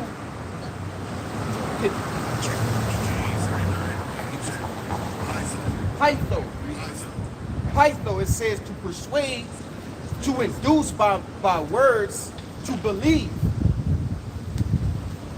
It says, I think that might be You it. said the Strong's? Yeah, that's just in the Strong's. We get it in the To listen, to obey, to yield, to comply with, to trust, to have confidence, Yep, that's it. to be confident. Yep, to trust, to have confidence. When you go into that word confidence, kind meaning with, for there meaning faith, man. So, hey, the just shall live by faith. Like the brother Kabar said, what you said just now? I was saying that's more. That's like a spiritual eyesight, man. Yeah. Now, no, yeah, we can clearly see. Hey, what's coming to us, man? That we see that. Yeah, we can see through it. I'm fully persuaded. Romans 8 and 38. For I am persuaded that neither death, nor life, nor angels, nor principalities, nor powers, nor things present, nor things to come. Nor things present or things to come, man. We persuaded that, hey, man, nothing can stop us from serving Yahweh Bashim Yahushua. All right? Nothing can separate us from the love of Yahweh Bashim Yahushua, man. I don't want to write this out. He keep the spirit on us to the end, man. All right? I don't want to write this out. You got to pray for that, you know? Pray for longevity. Pray for endurance. Pray that the Lord keep the spirit on you, man. You see? Pray that the Lord have you in the same mindset as Paul, man. You know? Go ahead. Verse 39. Nor height, nor depth, nor any other creature should be able to separate us from the love of God which is in Yahweh Shai Mashiach, our Lord. Can't be separated. Got it. As the brother was going into, us having the unction of knowing these things, man, that doubt shouldn't strike in our mind at any time.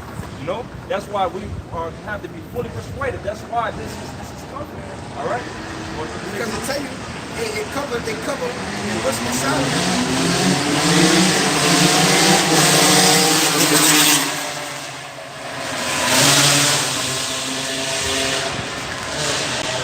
It tell you in Wisdom of Solomon that fear is nothing but a betrayal of the succors. You see, the word going to that word succor, it means a help or an aid. All right, in which our help, our aid comes from the heavens, man. It comes from Yahweh Shai. So really, what you just said? Yeah, I would know. Yeah, because but, hey, you know, but that's all fear is, man. And look, the Lord ain't give us a spirit of fear, as it said to Timothy, man. You see? So we know that we are born than conquerors and that we can do what? Get through Jacob's trouble, we can get through the collapse of America, all right? And Lord will, we get to the terrorists, man, the hour of temptation. All right?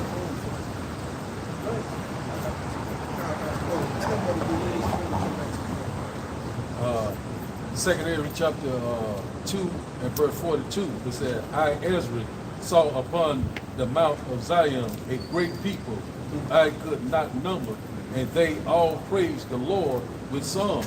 So let's talk about that great multitude, that you elect, people got the victory.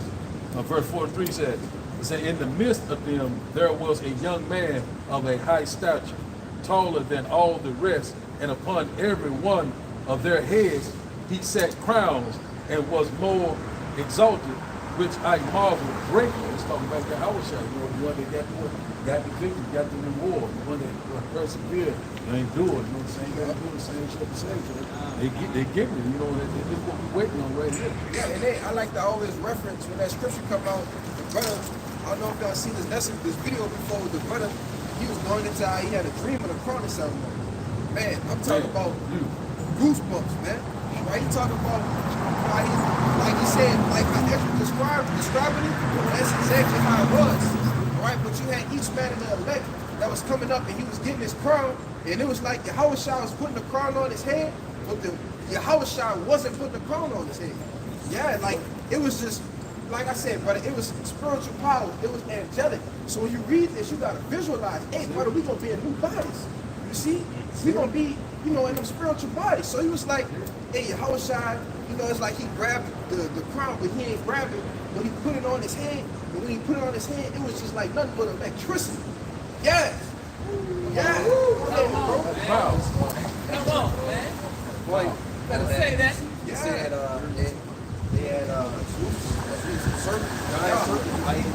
And way in the back they had a so-called innumerable multitude. And he said the crown, when he brought the crown out, it never touched his hand, it was just floating very slowly in a circle. And he never really touched the actual crown, but he sat it on his head, showing his power. That's why I said it's like he touched it, but he didn't touch it, man. He just like, and then he put it on his head, and it was like electricity, like this, and it was, each crown was tailor-made for that man. I was just about to say that. Each crown was so beautiful and precious to every single brother, but they all was different. None of them was the same. It's like he knew exactly, if you can imagine a perfect crown, the Lord knows exactly what you can imagine. Yeah. Make you cry, bro. Hey, that's what we doing for, Haku. That's why we, this is what we fighting for, man. You see, this is the reward that we hope to have. All right? What's this one? What you thinking about? Earnest expectation. Romans 8. I was about to get that. You on the same token. You can finish that. All right, Second Ezra chapter 2 and verse 46, it says, then said I unto the angel, said, what young person is it that crowned them? Salaki, I wanted to make a point too, because the brother said, hey, you thinking, like I said, the visualization is crazy, because you got the innumerable multitude, and you got the 144,000 and everything else there. So it was cheering. It was like, praises to the Lord. Like you gotta, like it was excitement there, man. These men that stood so stiffly for the name of the Lord, man. Go ahead, bro. I just wanted to make that point. I want to add to you. It ultimately gave us that purpose, that drive that we all been looking for all our lives. And that's beautiful to know the end of these things. It was gonna come at the end. Because Jake wanted that $1 million. Jake wanted to hit the league. Jake had all these ambitions in this world, but now we understand that the Lord gave us a golden ticket. So for the kingdom. It's for us.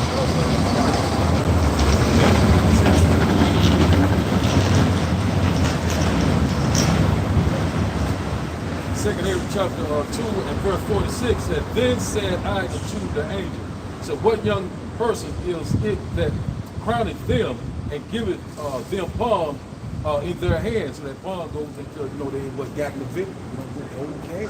Man, it's a beautiful thing, man. I get chills every time I read this here, man. It's all changing, man. Verse 47, it says, so he answered and said unto me, said, it is the Son of God, whom they have confessed in the world.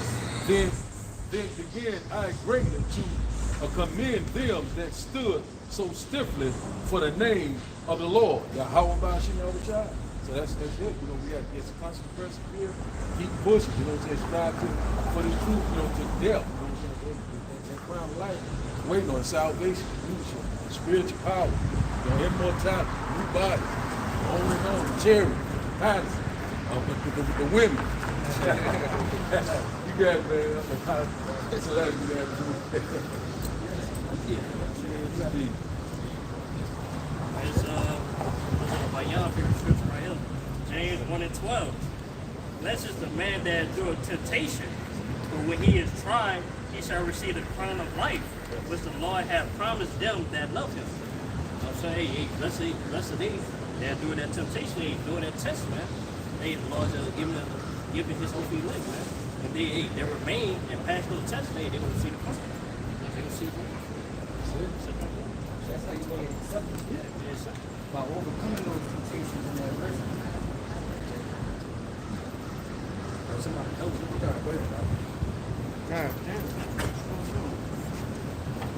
It's book of Romans, chapter 8 and verse 18, and it reads, "For I reckon that the sufferings of this present time are not worthy to be compared with the glory which shall be revealed in us. For the earnest expectation of the creature waiting for the manifestation of the sons of Yahweh." Right, and hey, man, the earth itself is waiting for the manifestation of the sons of Yahweh Bashim Yahshua, the princes of the power. All right? Because, as it tell you in Isaiah 24, the earth is defiled under the inhabitants thereof, man. All right? So you actually have the air, man, the trees, all right?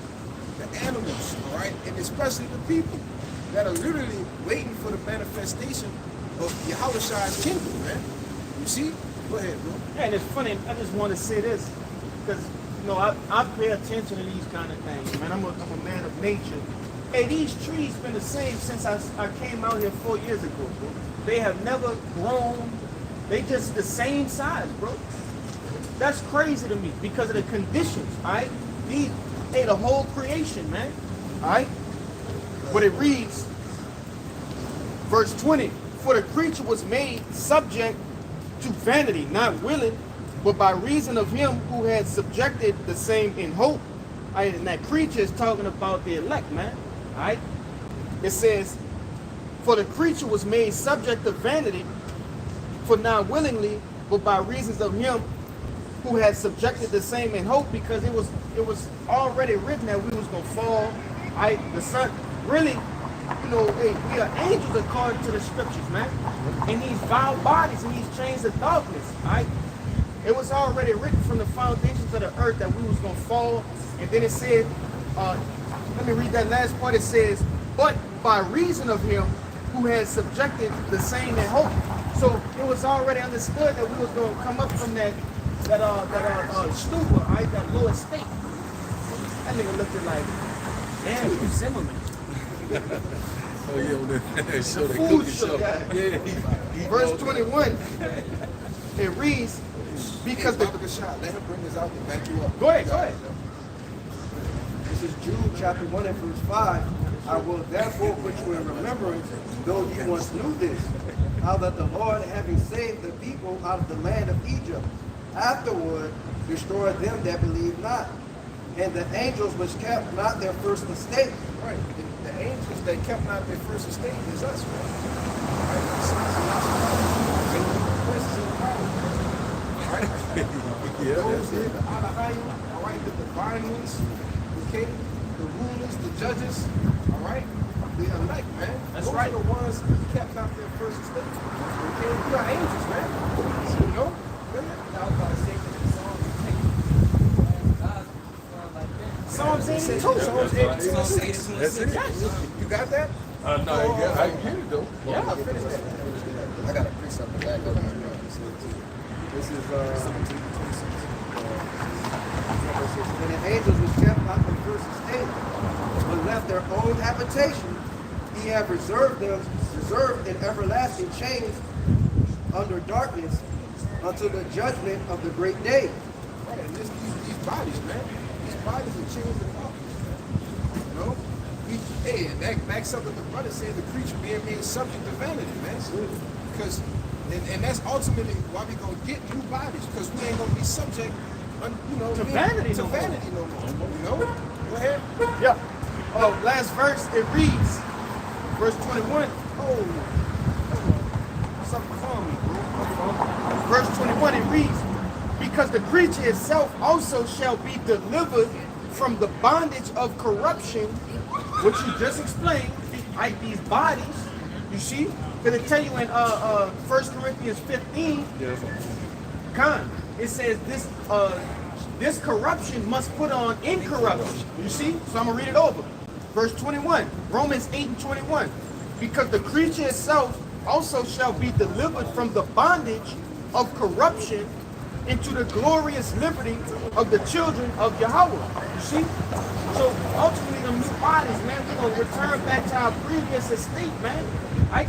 Those angelic bodies. You see? But, yeah, 1 Corinthians 15, you can probably start at 47. Nah, go It's 51. start at 51. Yeah, that's the point. That's it. Well, you mind if I hit 50? Yeah. This is 1 Corinthians 15 and 50. It says, now this I say, brethren, that flesh and blood cannot inherit the kingdom of Yahweh Bashim Yahushua. Neither doth corruption inherit incorruption. What? Behold, I show you a mystery.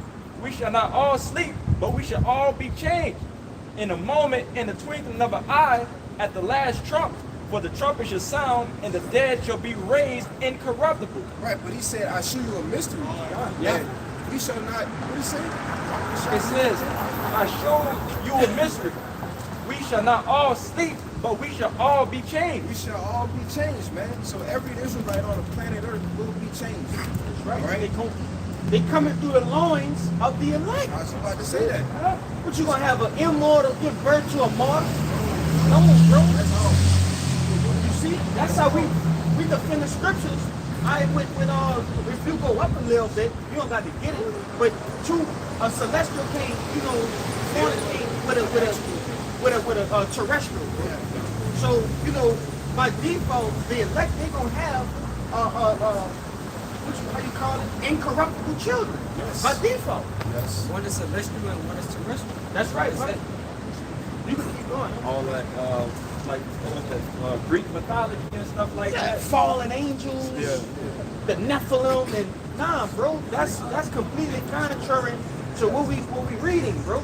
Greek gods and shit. Yeah, the angels fornicated with the women, and nah, bro, that's off.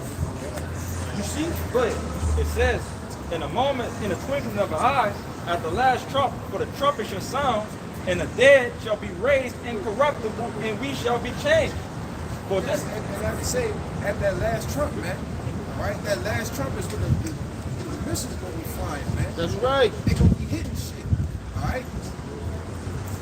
The elect is gonna be getting beamed up, all right? And once Yahweh come to beam the elect up, hey, that's it. You can cancel everything else after that. The curtains, man. That's it. We gonna be changed. We gonna have those new bodies, man. Go ahead. it says, 53, for this corruptible must put on incorruption, and this mortal must put on immortality. It say must. Must. We got to come out these bodies, man. We got to get into them heavenly bodies, man. Them things like Yahushua got. We got to get that, you know? Hey, the prison sentence will be over with. Yeah, then. it's over with. Yup. Because it told you in the book of Jude that I think you had that, huh?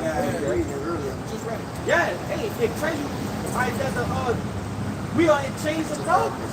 So once we get saved, what's the use of the chains of darkness? Ain't gonna be no more change. Come on, man. It's set free. That's right. It's the dress code to the chariot, to the kingdom. Yeah. The dress code is you have to put on immortality. Yes, you have to. There ain't no other way. Yes. Because like, hey, you don't get with it on this side, you gonna get with it in the kingdom. Because No like the brother choice. said, you gonna come through the loins of one of the first fruits, man. So you don't have no choice but to be immortal. All right? Incorruptible. You see? Go ahead, bro. It says, again, verse 53, for this corruptible must put on incorruption, and this mortal must put on immortality. So when this corruptible shall have put on the incorruptible, so when this corruptible shall have put on incorruption, and this mortal shall have put on immortality, then shall it be brought to pass the saying that it is written, death is swallowed up in victory. O death, where is thy sting? O grave, where is thy victory? Yeah. I want to say this because, contrary to popular belief, bro, we not taking these bodies with us, man. Not even these bodies. Like, they be trying to take riches and Lamborghinis and shit when they die. You hear those rappers, hey, put my Lamborghini, shit like that. Put my chain in the... Nah, bro, we not taking none of this when we get translated, man, beamed up. You see? Go ahead. Yeah, all would be the everlasting kingdom, man, with these bodies. They're set to go off. You know what I'm saying? They're set to die, and die. I said that there was a rapper that died, and they took all his gold, all his jewelry, and they put it around his neck. They buried all his rings, they put them on his fingers, and they buried it like that. A few days later, robbers came and dug that shit up and stole it. That's that Egyptian shit.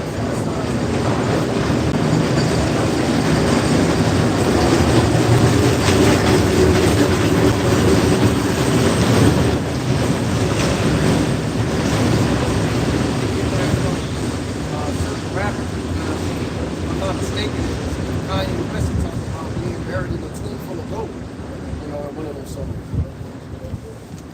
I got something down. This is 2 Corinthians 4:18. It says, while we look not at the things which are seen, but at the things which are not seen. For the things which are seen are temporal, but the things which are not seen are eternal.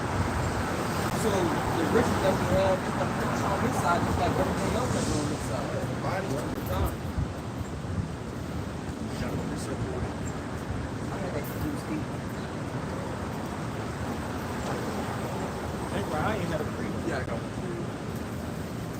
This is Philippians chapter 3. Hold that kind.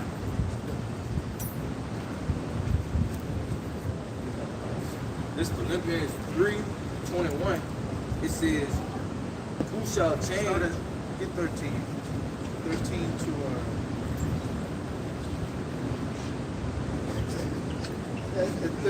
13 to 14. Jump to 21.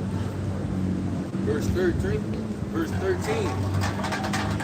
Brethren, I count not myself to have apprehended.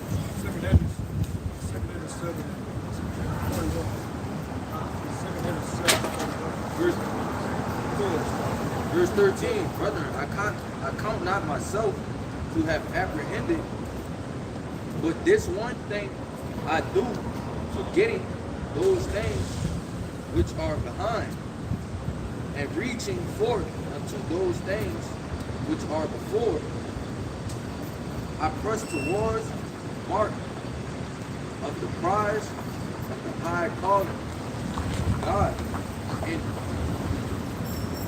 Mashiach Yahushua. 3:15. Verse 15. Let us therefore, as many as be perfect, be thus minded. And if in anything ye be otherwise minded, God shall reveal even this unto you. Verse 21. Who shall change our vile body, that it may be fashioned like unto his glorious body? These bodies are foul, man. Alright? Full of wicked, man. Idolatry, sin. Alright? We're telling you in Romans 8 that the spirit lusts against the flesh, man. You see, when these bodies get changed, there ain't gonna be no more of a war against your flesh, man. You know? It said,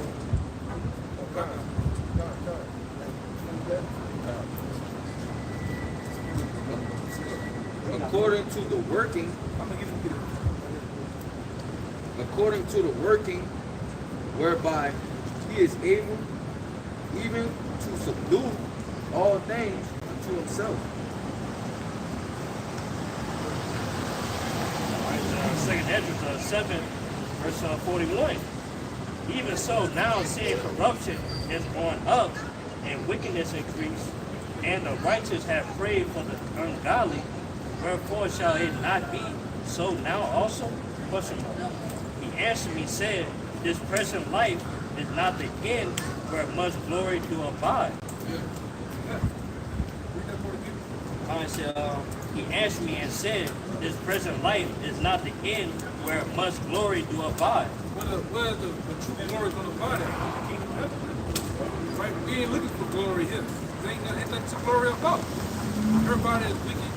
Everything is polluted and successful. Right? And then, as you can see with Will Smith and the rest of these guys, you have glory over here as riches, and that shit can be taken from you in a matter of seconds. Kanye West. Yeah. Yeah. Yeah. So you gotta play, in order to be in glory in this kingdom, man, you gotta do something strange for a little bit of change. On the couch, man. Right? You gotta go in that dark room and get it. God damn it, it's dark. You gotta take that. Go ahead, bro. It said, but the day of doom shall be the end of this time, and the beginning of immortality for it to come. Read that again. But the day of doom shall be the end of this time. This day of doom shall be the end of this time. Right? When all hell breaks loose, the destruction of America. Right? That's the doom that's talking about. Yeah? And the beginning of immortality for it to come. In the beginning of what? Immortality. Immortality for the come. But I already know y'all must be the first one to this. Right? Go ahead. Come on. And it said, wherein corruption is past, Where corruption is past. Go ahead. intemperance is at an end, Keep going. infidelity is cut off, Yep. and righteousness is grown, and truth sprung up. What's up? Go ahead. Then shall no man be able to save him that is destroyed, nor to oppress him that have gotten the victory. Why? Because the Lord's going to gift the men of the Lord with spiritual power. Right? The Lord's going to give these people ultimately the kingdom of heaven with spiritual power. The scripture tell you that our women, our children are going to have spiritual power, man. So much the way it said that our children are going to play with the most dangerous animals you got today, they're going to play with them in the kingdom of heaven. You're going to be in the kingdom, enjoy the kingdom. You'll see a child playing with a giraffe coming around the corner. Cockatrice, a dangerous snake, a lion. And nothing gonna happen, man. Right? In the kingdom of heaven, it's gonna be like a party every day. Our children are gonna play. You know, when we were growing up, that goddamn stoplight, keep the stoplight, brother. That motherfucker that turn orange. Yeah, get your ass home. It's time to go. Now all the football playing guy, you go running home. Yes. All right? In the kingdom, them children just gonna play, man, for everlasting more. You ain't gotta worry, like I said before, you ain't gotta worry about, all right, the NAMBLA boys running around, man. He riding a fucking GMC Jimmy. Sleeping at your daughter. Slipping from the mouth, man. All right? Turning the AM radio off and looking at your daughter. They ain't gonna be none of that shit, man. You gotta worry about that. Okay? Go ahead, I got more. So, I answered then and said, this is my first and last saying, that it had been better not to have given the earth unto Adam, or else, when it was given him, to have restrained him from sinning. For what is profit, it is for men now in this present time to live in heaviness, and after death to look for punishment. After death, look for punishment. Which is another scripture of reincarnation. How you gonna die and then look for punishment? Right? That's what this world teaches too. About hell. You're gonna pick niggas up there in the chair. Come here. Watch your brother go to hell, man.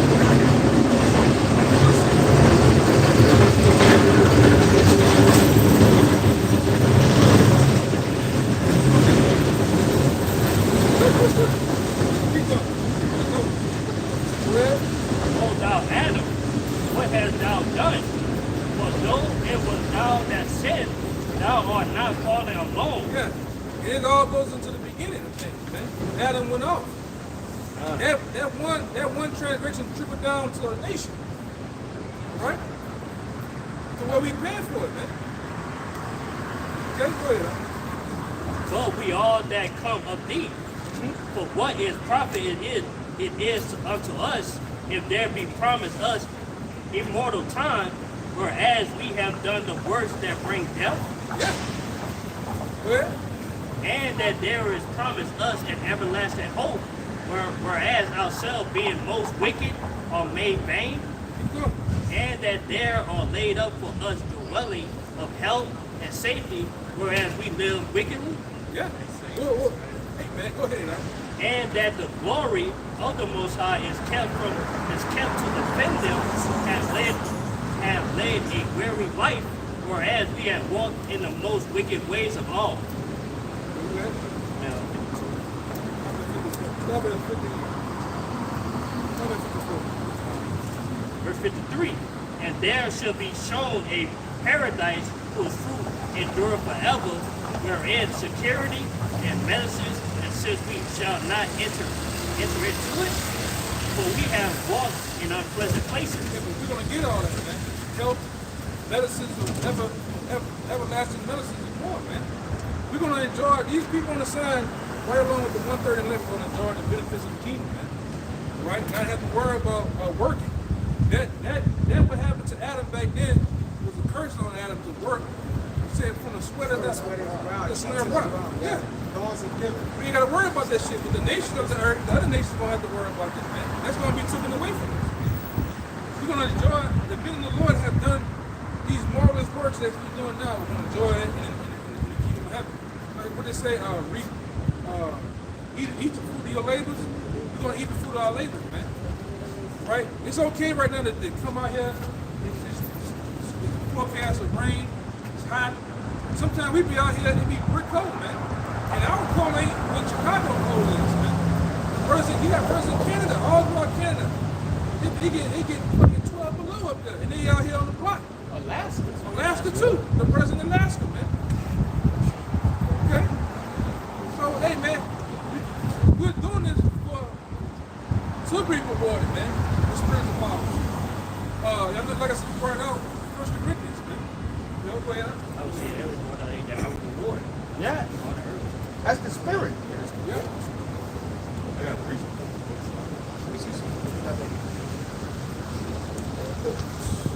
I can see it reading pretty well. This is 1 Corinthians chapter 2 Corinthians chapter 4 verse 17. Now the Lord that y'all brought it out? Yeah. Now the Lord is that spirit, and where the spirit of the Lord is, there is liberty.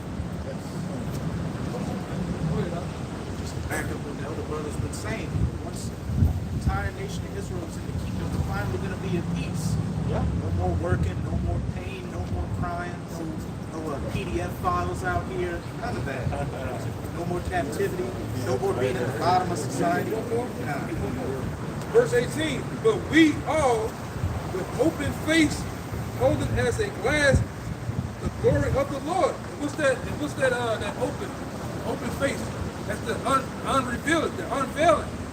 Right? Because the person is 1/3 and the left. That veil that was once cast on the nation of Israel, 2/3 still have that veil on them, man. Yep. We have an unveiling, we have the truth. All right, but it says, are changed into the same image from glory to glory, even as by the Spirit of the Lord, man. That's heaven. Go ahead, Doc. My bad. So this is Isaiah. Freaked out. This is Isaiah. No more of that. No more long legs out here. This is Isaiah 16 and 18. Violence shall no more be heard in thy land, wasting nor destruction within thy borders. But thou shalt call thy walls salvation and thy gates praise. Straight to the point. No more violence. And it says in Revelation, I think 21, all tears shall be wiped away. Y'all brothers can grab this song. I think it says righteousness and peace shall kiss each other, or something like that. I think it said peace and mercy shall kiss each other. So when we do get brought to the kingdom of heaven, which is in Baruch, when you read Baruch 5, it tell you about how we're going from the glory of this side into the glory of the kingdom of heaven, man. They're talking spiritually, man. This haven't come to pass yet. This Baruch 5, I'm gonna start at 6. It says, for they departed from thee on foot and were led away of their enemies. But our power bringeth them unto thee, exalted with glory as children of the kingdom, man. So when we be the children of the kingdom, man, we speak about in Revelation 22 with those walls of jasper and gold and the different emeralds and different things like that. The whole world gonna know that the Lord have exalted Israel, man. All right, his what? His Jews that he gonna make up in that day. We're not made up. But what they always said about him, that they have the Lord Jews. They have taken the Lord preciousness, man. So you're saying about America. Yeah, what he's saying about America, man. They possess the Lord's jewelry. Yeah, that was About the the jewelry. jewelry. Salaki, man. You know? It says, verse 9. Because if you stole my jewelry, I know where you at. I know where you. I'm coming to get my shit. Man. The Lord coming to get it. The Lord coming to get it right from you. Yeah. Right? On top of making you give up some ghosts. That's right. You ain't burning the house. Yeah. Jewelry is synonymous with what? Shining. So the kingdom gonna be shining. It's gonna be a reflection of Jews, of men that's gonna be in that, man. That's another word. Jewelry is another word for synonymous with I believe the word ghetto. Right? Then you go into the Jewelry. Yeah, you go into the word jewelry. Like I got a dictionary at home. I tell you in the Merriam-Webster dictionary, all right, what is the jewelry? Or what is the ghetto? It tell you that a place where blacks, Puerto Ricans, and Native Americans live, all right, and poverty-stricken environment due to economic circumstances. That's what they tell you in the dictionary. So they even know. Okay? It said Jews. The Jews stayed in the ghetto. All right, that's in the dictionary, man.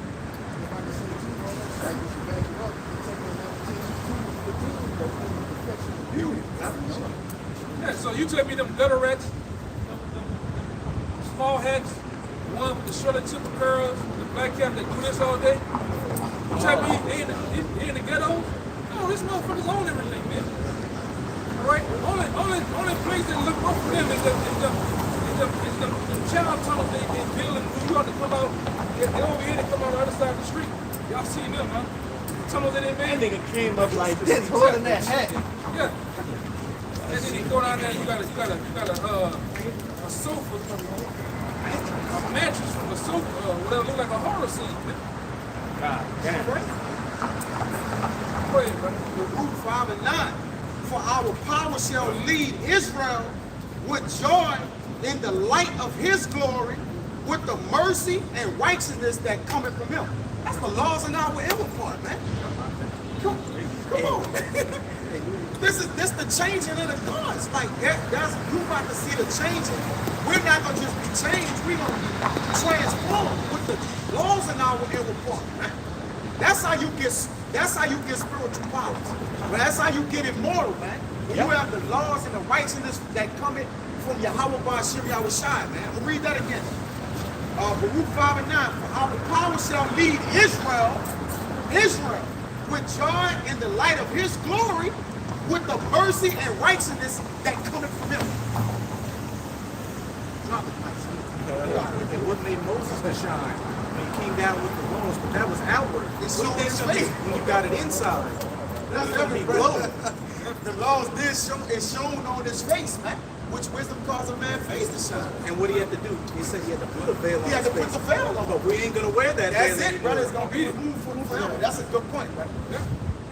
This next verse goes into that. Isaiah 16:19. The sun shall be no more thy light by day, neither for brightness shall the moon give light unto thee. Talking about that knowledge and wisdom.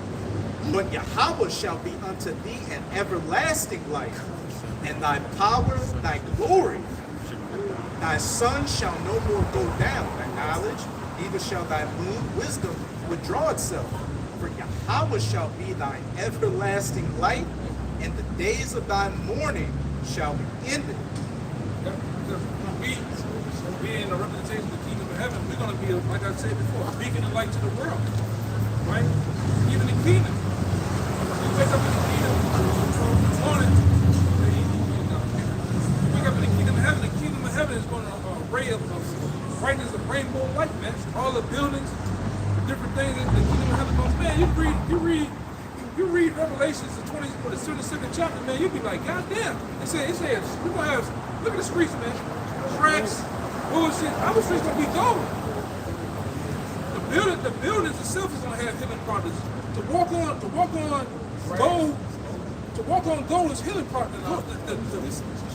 Yeah, it's charging you, man. Even the small particles of gold, silver, true silver, it has healing properties, man. So the kingdom of heaven is gonna be it's gonna be out of this world, man. The different stones of our houses and shit gonna be made out. It said that in second Ezra when it said the medicine of health. Yeah. And it came with the paradise. So you saying this? Yeah. We got fountains. We're gonna have all that in the water gold on top of the gold. What happens when you drink the water that's flowing through gold? It's gonna have all type of healing properties, man. So the kingdom of heaven is gonna be a bad place, man. In a good sense, it's gonna be life evermore in the kingdom.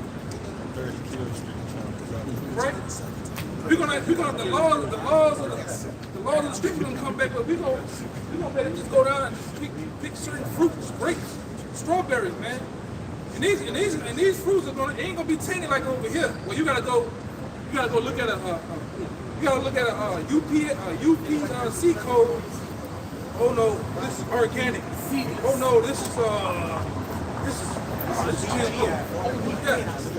This one got sprayed and shit. I mean, not worry about that.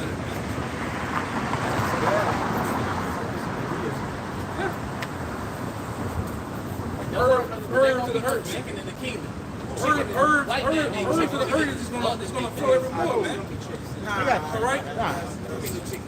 Brother, you gotta chill, bro. You gotta chill. Yeah. But anyway, just like over here, they got herbs that go in front of your house, dandelions and all that shit. But he's gonna make you cut that shit, man. He makes sure that the very same thing that would actually do good for you in front of your yard. All right, certain berries, certain dandelions. The most of these pills that they give you, one of the main components in it is dandelion, man. But why they tell you in front of your house, well, that's a weed, cut it. They get you to cut it or get you to spray with Roundup or some shit, man. Yeah. Right, they get you to kill yourself. All right, because we just said Roundup was leading to. Exactly. Yeah. They get you to basically mess yourself up, man. I got something good. Go ahead, man. Going into talking about how the kingdom of heaven is going to work with Revelation 21:17, and he measured the wall thereof 144 cubits according to the measure of a man that is of the angel. And the building of the wall of it was of jasper. And hey, what make you think Because chicken is a GMO product. It says domesticated chickens are descended from Gallus gallus, the red jungle fowl. It said most scientists agree that the Southeast Asian jungle fowl is a primary wild ancestor of chickens. Hey. So-called Esau made that. You said domestic, right? That's genetically bred, all right? But if the chicken itself is come from the Lord, or the Lord created the chicken, all right? Now they're all wild fowl, right? Now, don't get me wrong, this devil has manipulated certain genes, right? It's the same he do with all other kind of shit, fruits. You see, but we will have chickens. We're going to have the true chickens, you see? Not the ones because, I'm going to let this pass.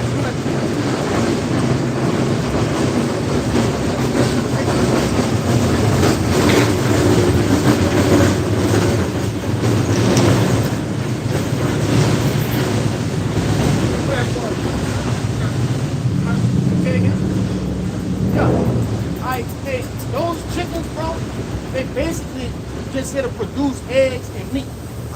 They're not like the actual chickens that you see in the countryside, things like that. Those white chickens with the yellow legs, you know what I'm talking about? Those were specifically bred to grow extremely fast and to reproduce at high rates. All right, so when it says, read that definition again. Since you're going off that definition, read it again. Most domesticated chickens are mostly descended from the Gallus gallus, the red jungle fowl. So yeah. And scientists agree that the Southeast Asian red jungle fowl is the primary wild ancestor on the chickens. Yeah, so what it's telling you is that the chickens that you're speaking of is an offshoot from an actual chicken. It's basically it started from one chicken and then genetically. Where dogs started from? Yeah. Dogs and stuff started from? That's the actual book. All dogs come from the descendant of the book. You had the Doberman, the Rottweiler, the Pomeranian, the Styles of the German. It's the same thing, right? And I say this too, to back up the elder furthermore, at that point, you got a certain dog, the dingo, the Australian dingo. Go look that up. That's the closest descendant to a wolf right there, bro. You see? We actually got a German I'm glad I Shepherd. said something. Brand of German Shepherds called Wolfgang. Yeah, that's right, bro. Print it out.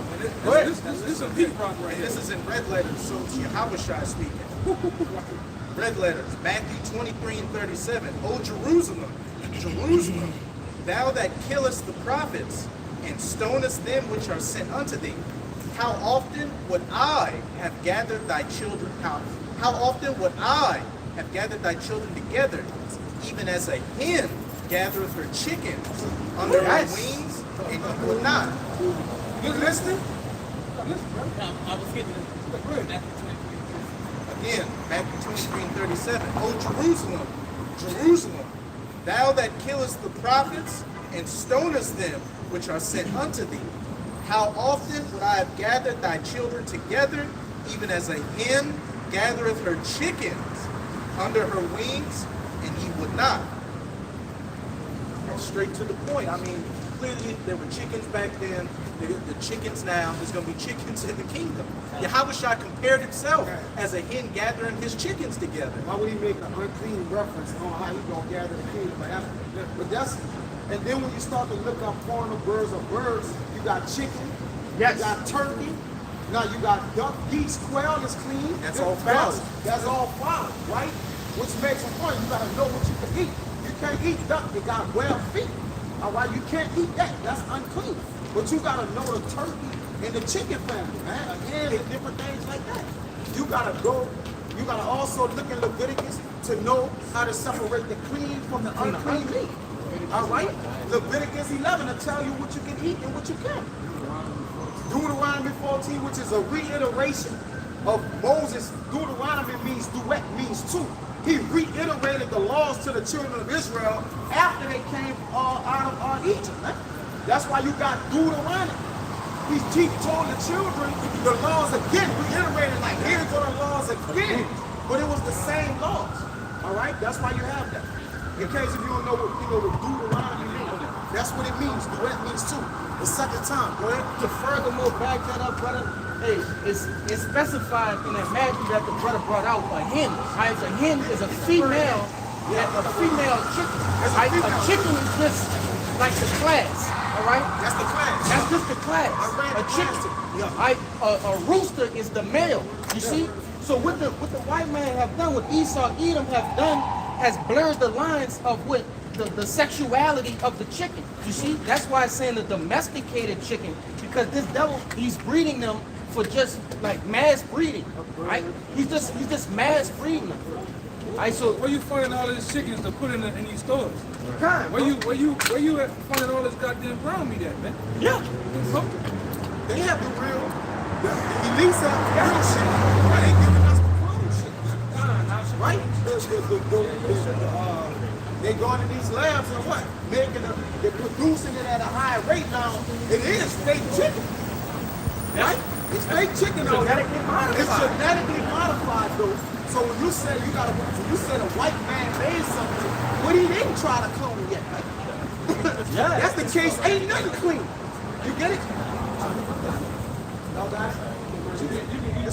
You can eat chicken, brother. Right? Chicken gonna be in the kingdom, brother. Chicken loves chicken. But I thought it was like I thought it was all a GMO bird. I thought it was what man made. I thought the whole thing was man The made. Lord created the animals. That's just like, listen, you gotta watch it. You gotta fact check everything on the internet. You can't just roll with shit.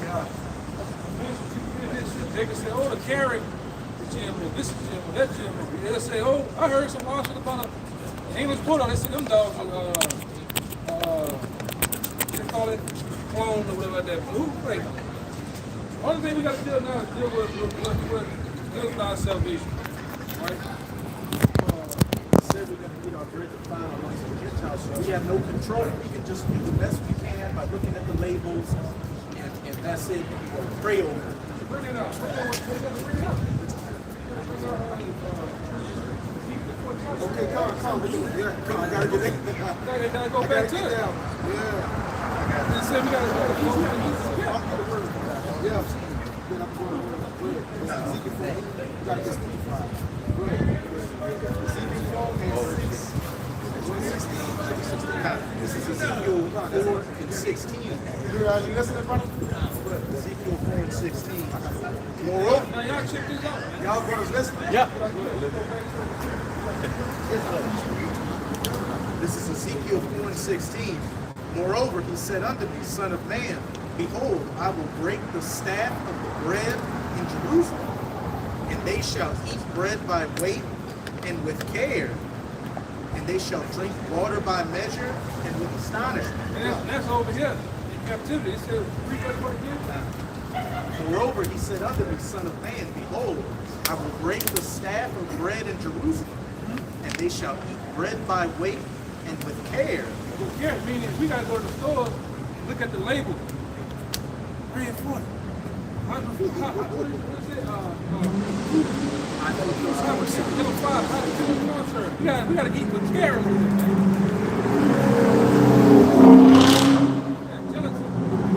Right? You gotta literally look at a word on I think there was Tropicana orange juice. It has roach blood in it. You gotta literally look at these things with care. Read that part again. And I will break the staff of bread in Jerusalem, and they shall eat bread by weight and with care. Eat bread by weight and care. With care. I mean, we gotta look up our, it's so sad that we gotta look up our foods, man. Yep. And they shall drink water by measure and with astonishment. Yeah, you gotta watch the water that you drink it. Just because you drink certain water don't mean that the water ain't acidic. Like, for instance, you know, it doesn't have to be righteous over much. You drink the sunny water has the same element in it, the same compound. They put potassium nitrate, potassium something in it. It's the same thing with the injection. And the water bottles are what? Ancient microplastics.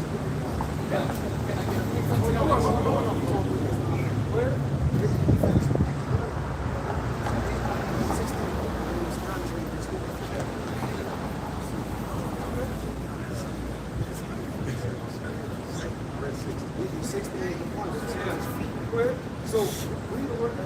Astonishment. This is what we're eating, taking in our delicacies, unquote, as we eat. According to the law, best as we can. Right? What's up, brother? They shall drink water by measure. Water by measure, meaning we're going to drink. We got to balance it up. We got to bring it down.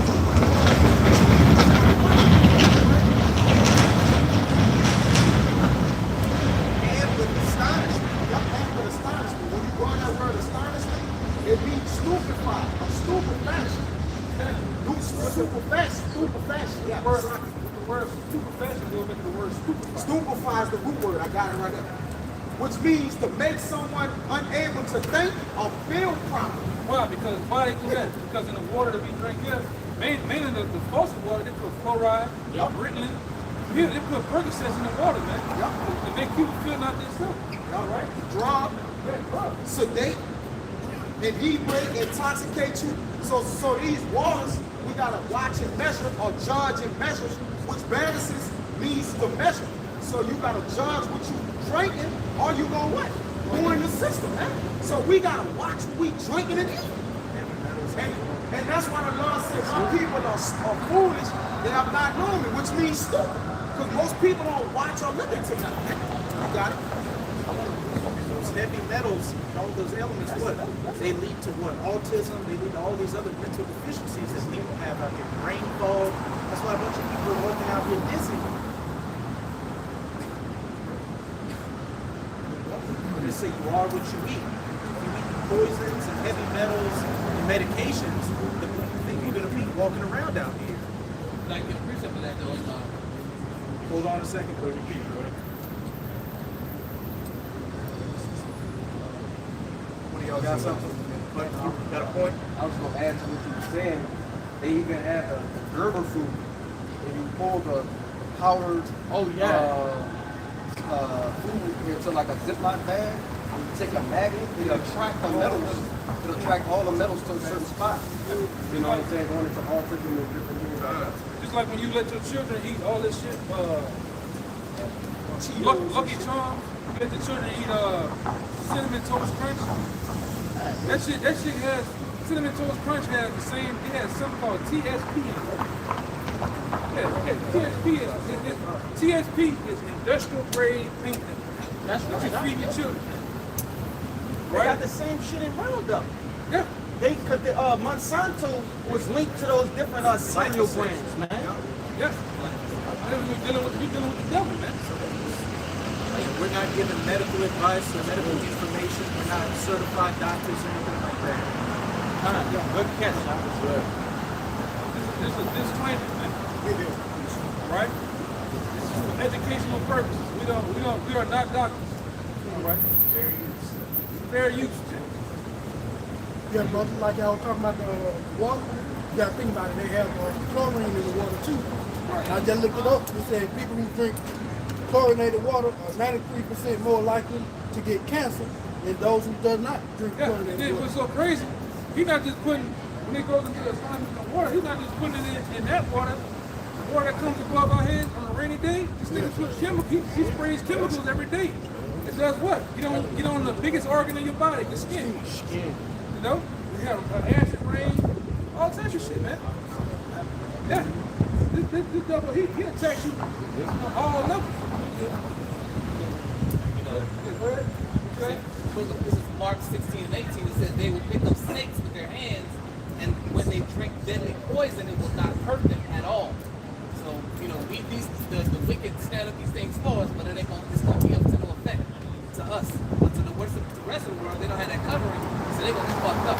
We pray over it, you know, because even part of our curses was that Ezekiel was going to have to eat foul bread, dung, cow's dung or whatever it is, man. That's part of our curse. It's in the same chapter, man. All right, so we, like you say, according to the Lord, we got to pray to the Lord to make sure, you know, He keep us safe. That's all we can do, bro. Just with the dung, like just recently they came out with a report saying, you know, there's trace amounts of feces on silverware used in restaurants. So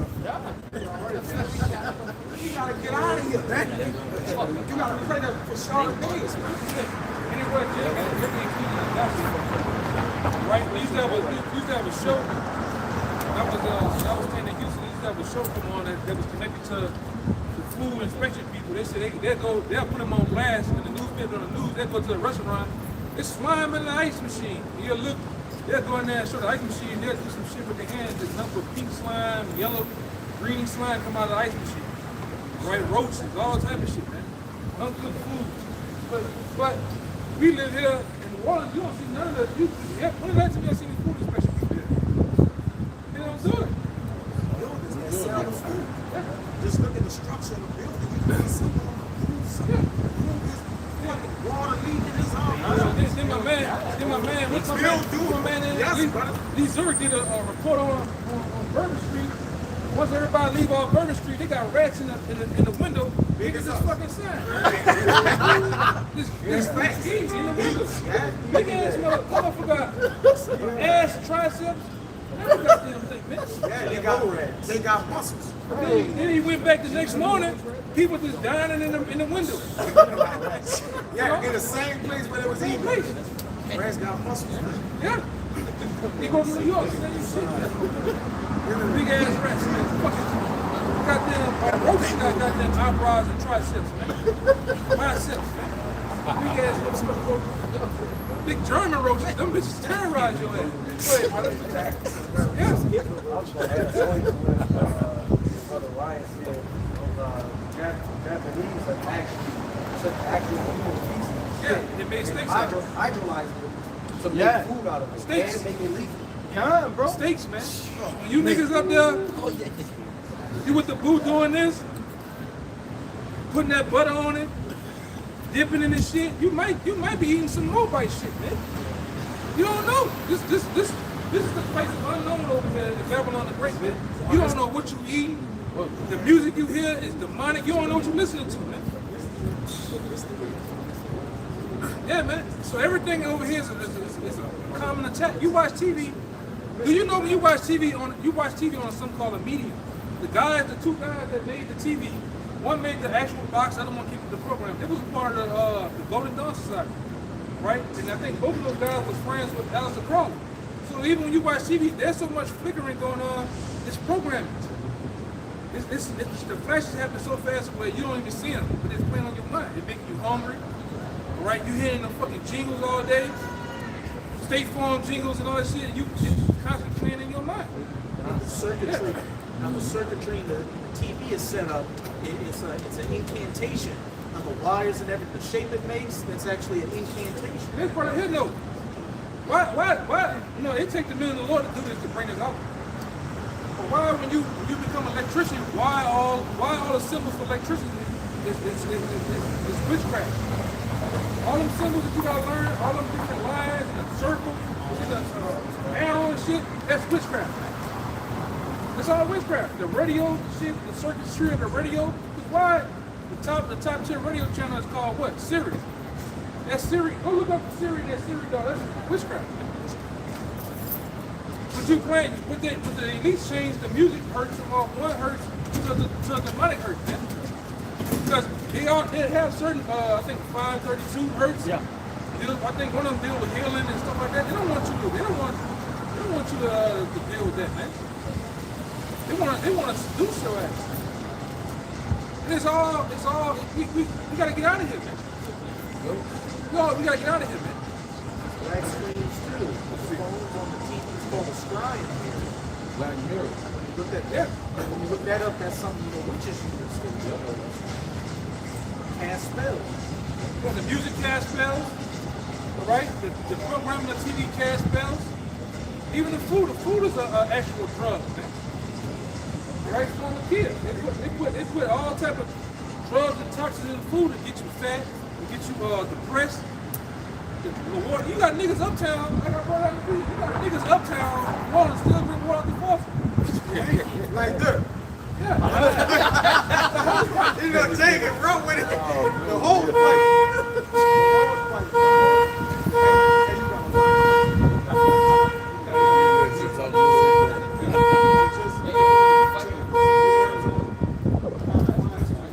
It's the same shit, man. But you got niggas uptown still drinking water out the faucet. Right? Ice cubes from the faucet. You want some water, son? Yeah, give me some water. You think the nigga going to get at least a bottle? He going, like, look at the bottle. That shit got fumes coming from it, man. Bubbles in Fumes this coming. bitch, No, I said one thing about you niggas from uptown water. You niggas ain't got internet. You niggas drink water. You niggas drink water out the faucet, man. So you high all goddamn day. Serious, man.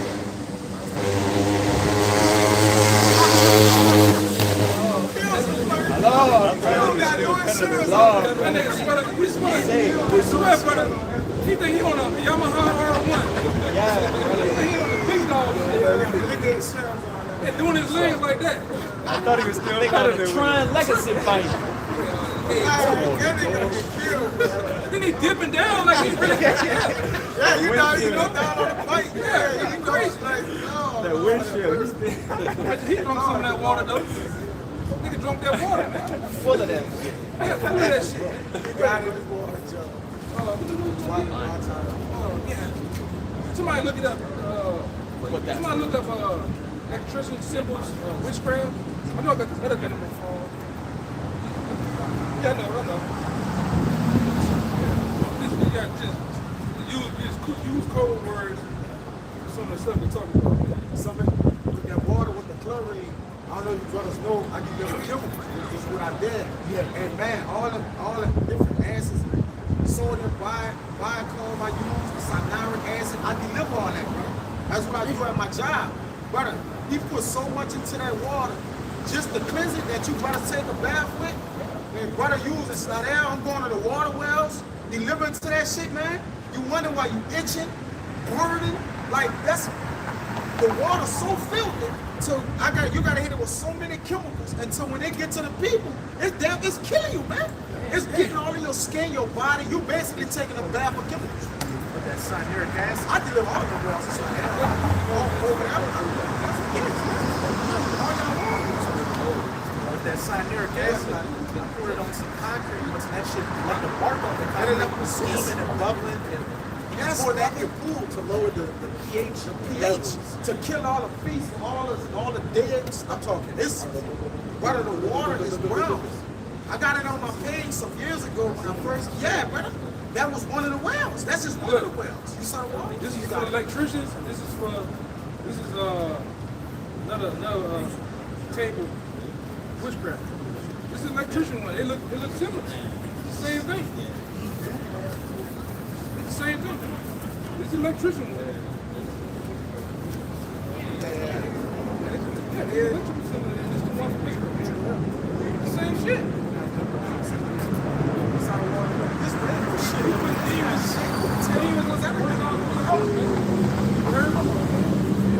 Demons are running all through your house and shit, man. That's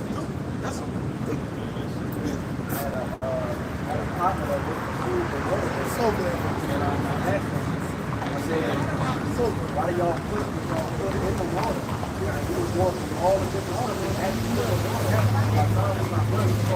He started crying. yeah. They made us do it, man. Man, we dying to live. We're dying to live. You gotta pray for all the things. And let's look at past five. Look at past five.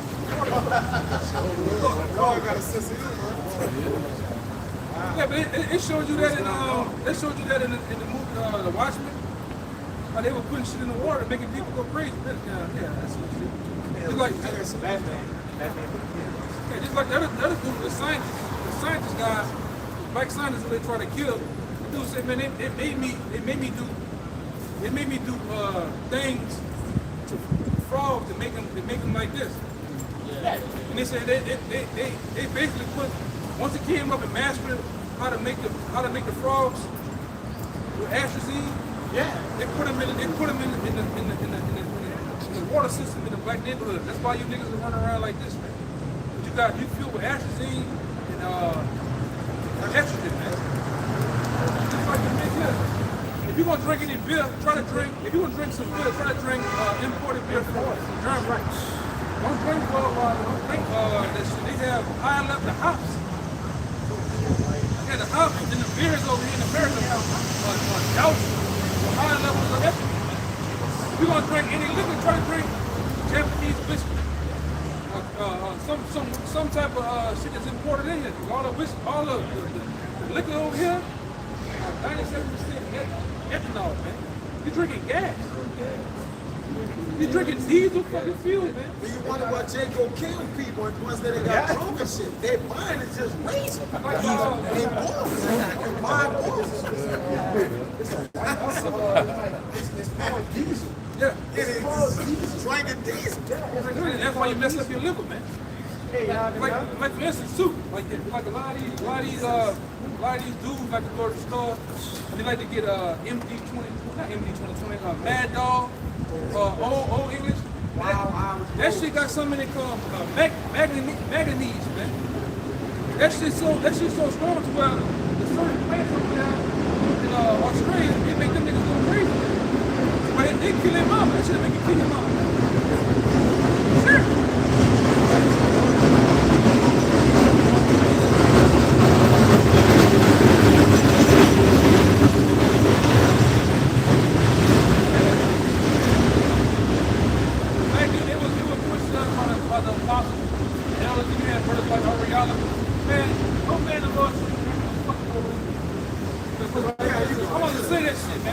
You ain't on the block of Cali, man. Go drink some quality shit. Get some quality shit. All that business shit, there's nothing but the shit in this. Shit that's at the bottom, the city, they put all that shit together.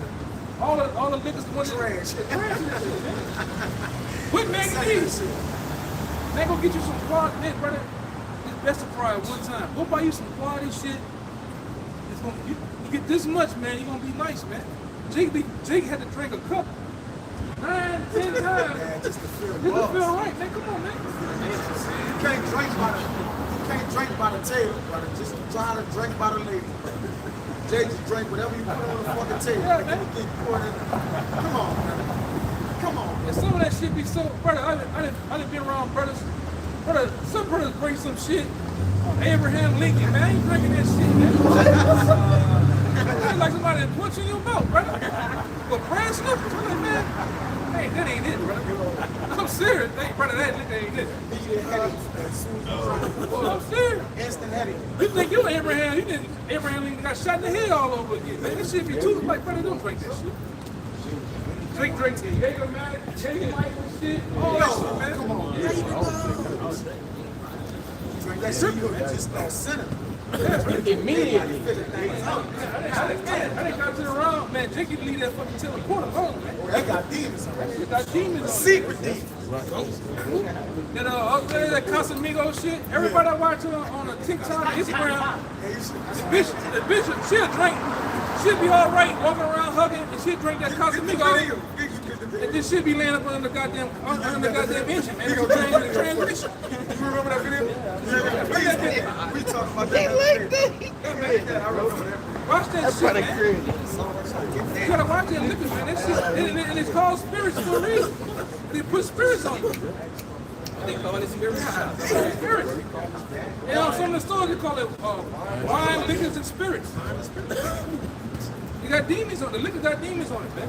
They Heavenly Hill and make you drink that shit and fall face first. Man, you just drink it and fall. Boom! Brother, you drinking Heavenly Hill straight, brother. You need to go to the kingdom. Yeah, you got to check You out. got Harlem, brother. You got to sign up for the kingdom. That's Heavenly Hill. It's them. I don't think I got it.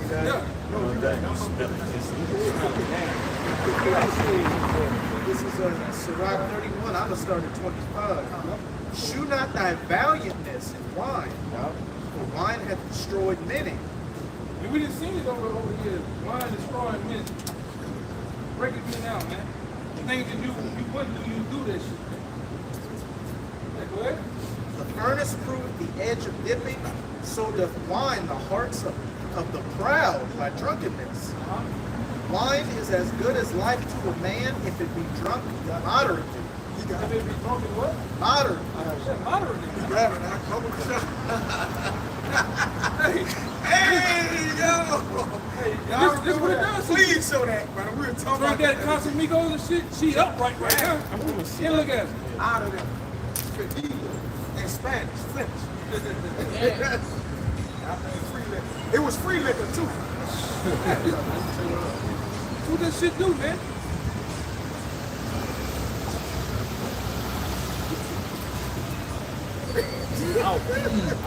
You shouldn't be out. You shouldn't be out. Toe up, man.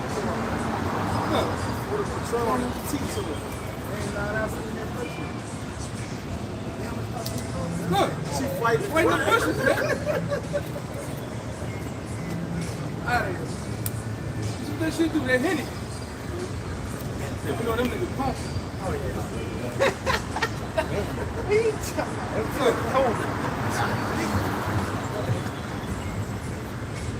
This is shit that's going on in Babylon, man.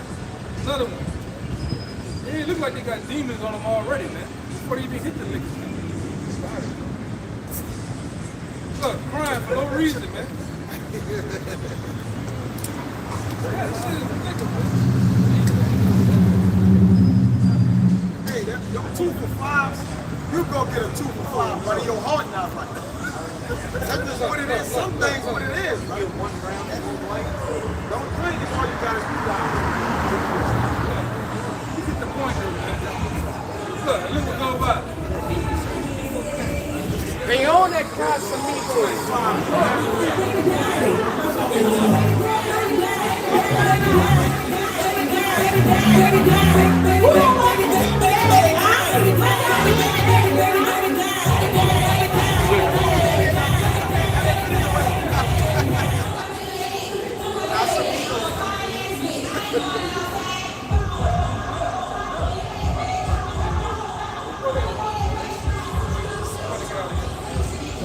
in Sirach 31:27.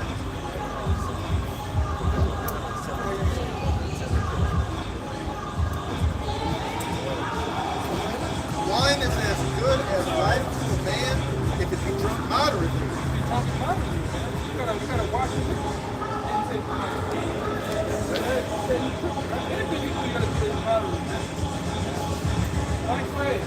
What life is then to a man that is without wine?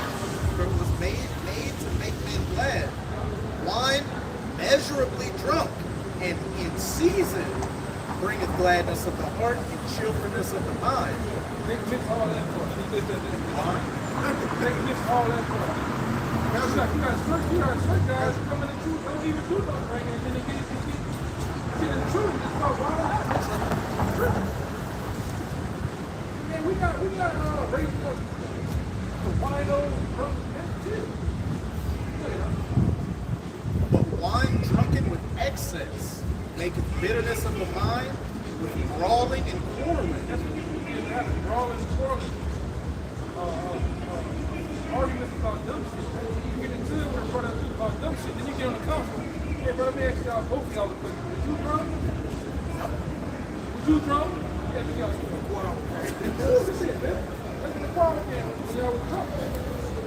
Go ahead. Drunkenness increaseth the rage of a fool till he offend. So the offense, man, that's what a lot of times people call us to do. It's an offense. You know? Because you just beside yourself. Go ahead. It diminisheth strength and maketh wounds. Rebuke not thy neighbor at the wine, and despise him not in his mirth. Give him no despiteful words, and press not upon him with urging him to drink. Yeah. Yeah, man. That's funny, bro. Got something for you. Okay, hold on, give me that one right here. Oh, yeah, the video. My bad. Yeah, my bad. Yeah, we getting in on that, bro. Yeah, this is the book of Sirach, chapter 39, in verse 26, and it reads, "The principal things for the whole use of man's life are water, fire, iron, and salt, flour of wheat, honey, milk, and the blood of the grape, and oil and clothing. All these things are for good to the godly. So to the sinners they are turned into evil." And I brought that out to, pretty much harp on that blood of the grape, which is the wine, man. All right, to the godly, that's a good thing. And like the elder brought out, in moderation, you see? But to the sinner, it's turned into evil, man. All right, that's why you see videos like the elder has showed. That's all I have right now. So with that, we're going to hope this camp was edifying to the point that we always give all praise, glory, and honor to Allah. Again, double honor to the elder apostles of GMS. Peace, blessing, and salutations to the elect. Right? Shalom. Shalom. Baba Ba. Baba Ba. Baba Ba. Baba Ba. Baba Ba. Kwam Yashala. Shalom.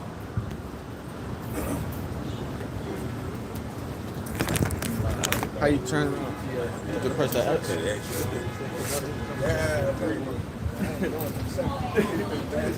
Say, brother, that word took me out, man. I done seen